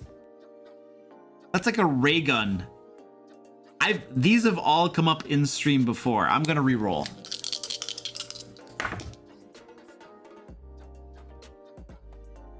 I don't even know what that is. Well, that's a bridge. You guys, we have a ray gun, a guy with a stick who's talking, and a bridge and water. What can we do with that? All right, Sky. See you later. Have fun at your D&D tomorrow. The bee blower. An artificer. Ooh, artificer. Okay, there we go. Let's go to our desktop and let's write down. So we have a ray gun. Hey, so there's a guy with a stick talking and raising his hand, and then there is a bridge over a river. And I kind of like the idea of an artificer.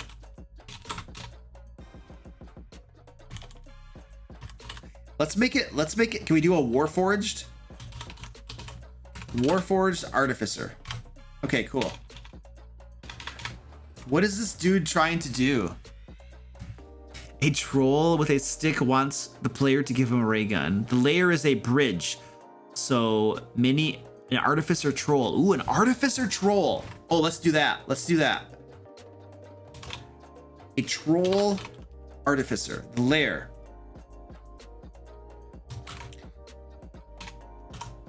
Under a bridge that crosses a polluted, foul river.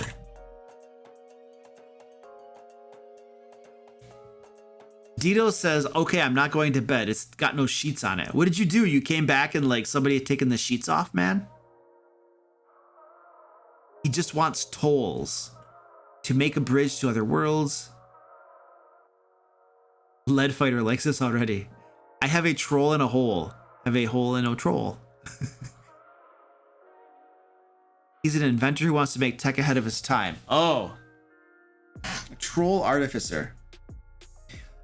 Yeah, what if he like wants...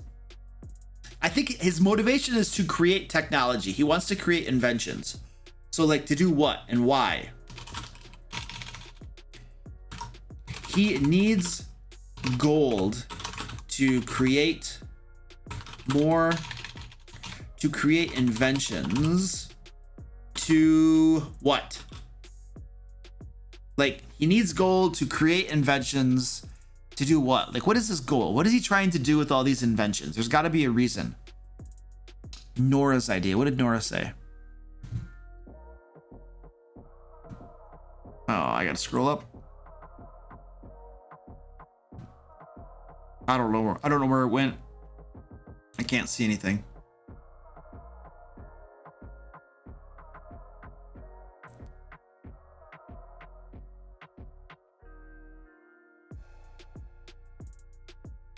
To save the environment. He's a compulsive inventor. They don't have to be useful. He just loves to invent. Oh, that could be.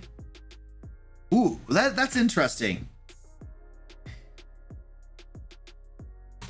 He needs gold to create more and more inventions. He is a compulsive inventor.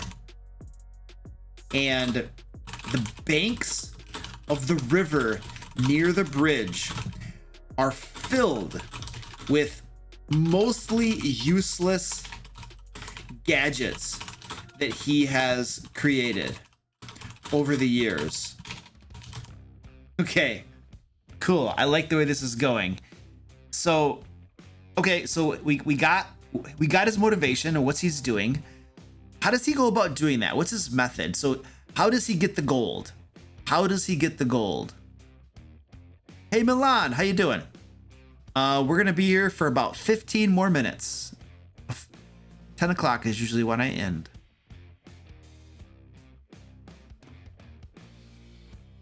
Go Gadget Great Club.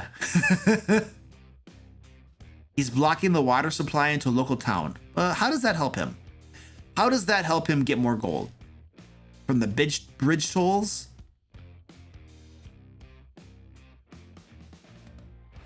His inventions are part machine and part bodies he kidnaps. Selling the ones that are more useful.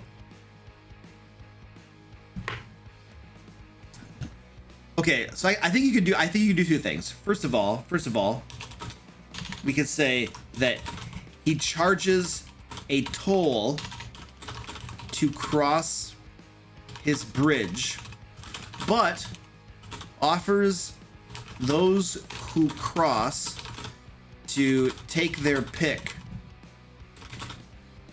of any 3 inventions lying about near the bridge. Okay, the inventions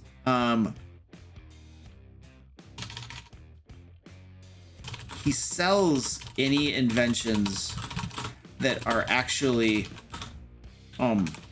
worth something to the local to folks in the city nearby. Okay, so he charges a toll. How does he charge that toll? Is he going out by himself and charging a toll? Or does he have minions, perhaps, that charge the toll for him? I mean, he's a troll, but that doesn't mean that he has to be the one doing it. He's a watermill, creates energy for a mad scientist lab. Oh, that's cool. Robotic minions. Yeah, what kind of robotic minions would he use? Modrons, maybe? Maybe he's made a bunch of modrons. Constructs. Yeah, we could use modrons. Ooh, a kitty cat. Wordy. Wordy. Wordy.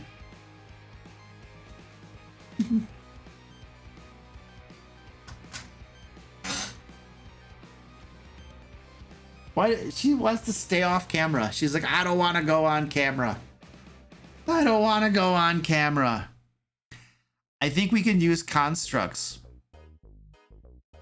Modrons run by boggles. Means. We could say he has dozens of small construct. Oops. Sorry, I gotta show the Squirty. Jeez, Squirty.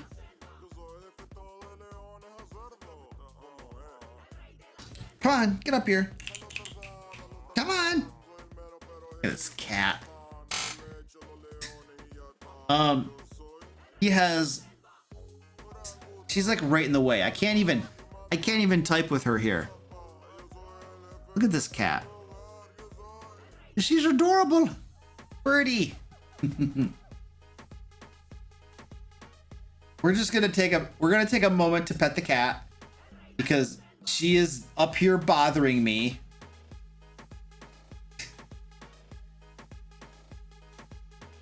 So eventually she'll get bored and leave, and then I can keep on typing.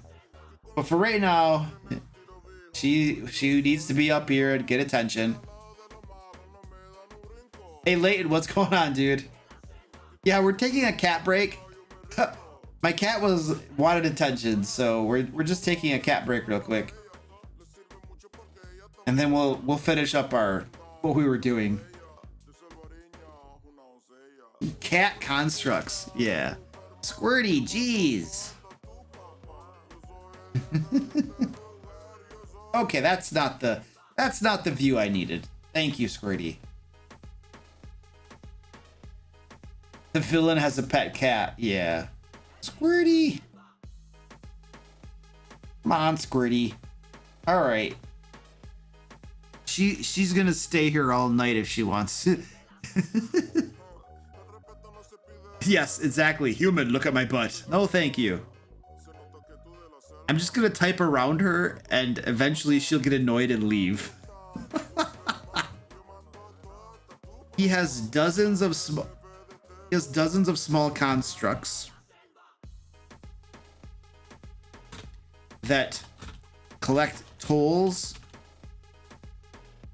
from those that cross the bridge and who sell his inventions in town. Use modrons for the stat blocks. There, cool. And we got the minions part done. Excellent. Yes, Dito. That is the cat that does that. There, and now she left.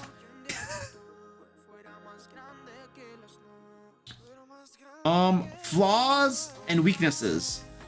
What kind of flaws and weaknesses could we use for this guy?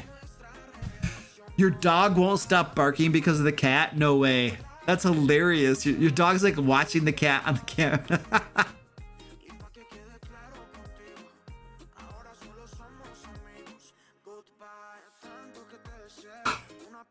I need a flaw. Flaw, he is a troll. Fire, he is a troll. Troll. He's sensitive to criticism. Ah. Cameron says every time a message gets retracted, I really want to know what it said.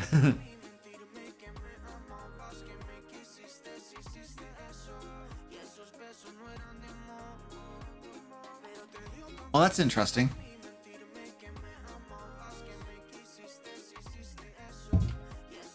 Okay. Let's use that. Oh. Pretty. Oh, uh-oh. Hey guys, look at this. It's about a cat fight. Cat fight about to happen.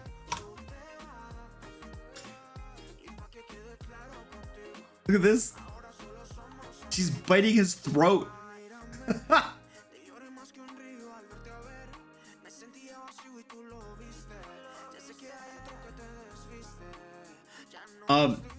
His flaw, he started to infuse some inventions with magic, which tends to make them dangerous, so that has to be stopped. Somebody else had another. I know you guys can't see the sheet, but I'm keeping the cats on camera right now. Squeaky wants to fight.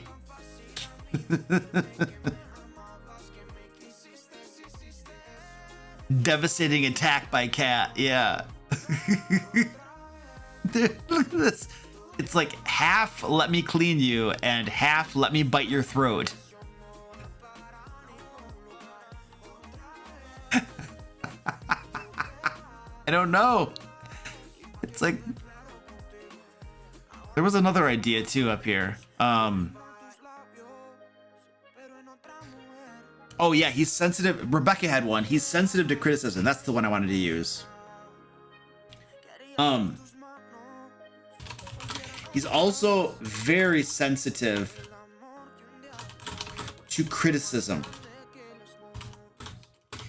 and doesn't take it well, often sending his modrons after those who do so. Okay, maybe something like that. I think that's pretty good. Let's just give this guy a name. I think we just need to name this guy. I think the cats have decided not to fight. Especially math-related criticism. Yeah. The cat on the floor is the laziest supervillain ever. Yes, that's Squeaky. So the one licking himself right now, that's Squeaky. And yes, he's probably a very lazy supervillain. I absolutely agree.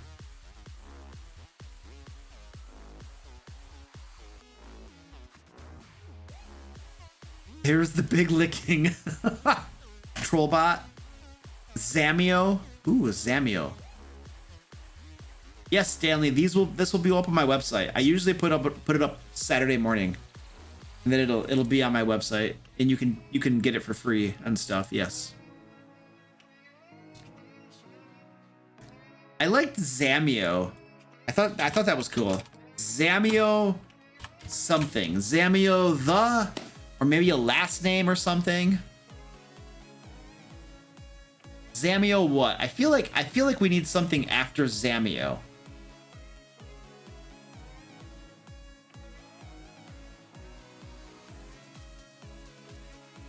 Zamio Gearface. Justice Zamio. Schwartz. Zamio Bolts. Let's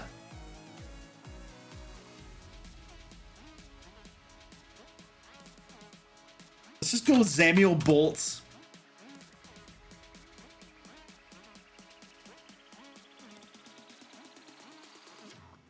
Gearhead. All right. Okay, cool. There we go. How many did we get done? We did Zamio Bolts, Melkiv the Dreamweaver, Griselda the Gorgeous. Wait, what happened to Zamio Bolts? Why is that not showing up? There we go. Griselda the Gorgeous, Wallace the Weary Wanderer, Tortellino Brothers. That didn't show up. There we go.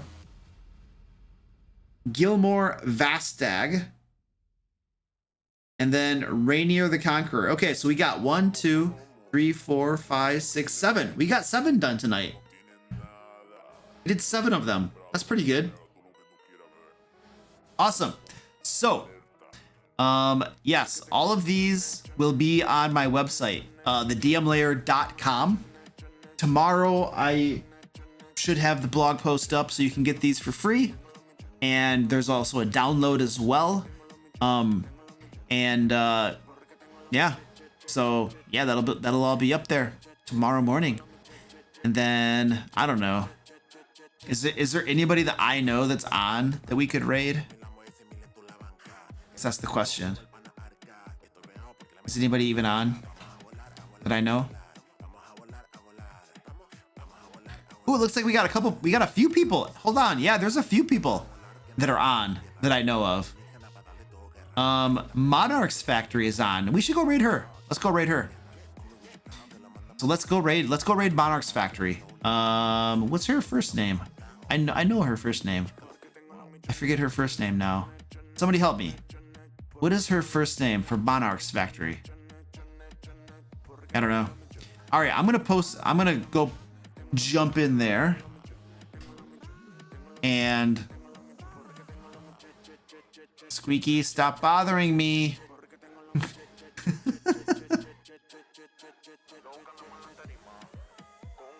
I'm gonna post a link to it right now, guys. We're gonna go raid her. Don't forget to stand by. What is this? Vlog family reunion live stream? What is that?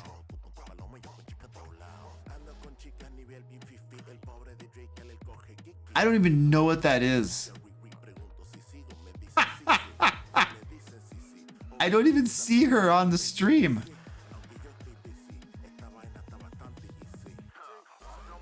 I have no idea. Oh, no, let's not. I don't even know what they're doing. They're doing a vlog family reunion. Let's not do that. Yeah, Arcane Arcade. That's where Jacob from XP level 3. Yeah, let's raid those guys. That looks much more interesting. Okay, cool.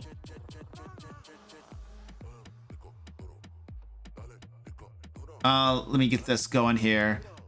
So, all right, cool guys. I'm gonna drop this thing over here. We're gonna jump over there, and we're gonna raid these guys and just say hello from the DM layer or something. I don't know.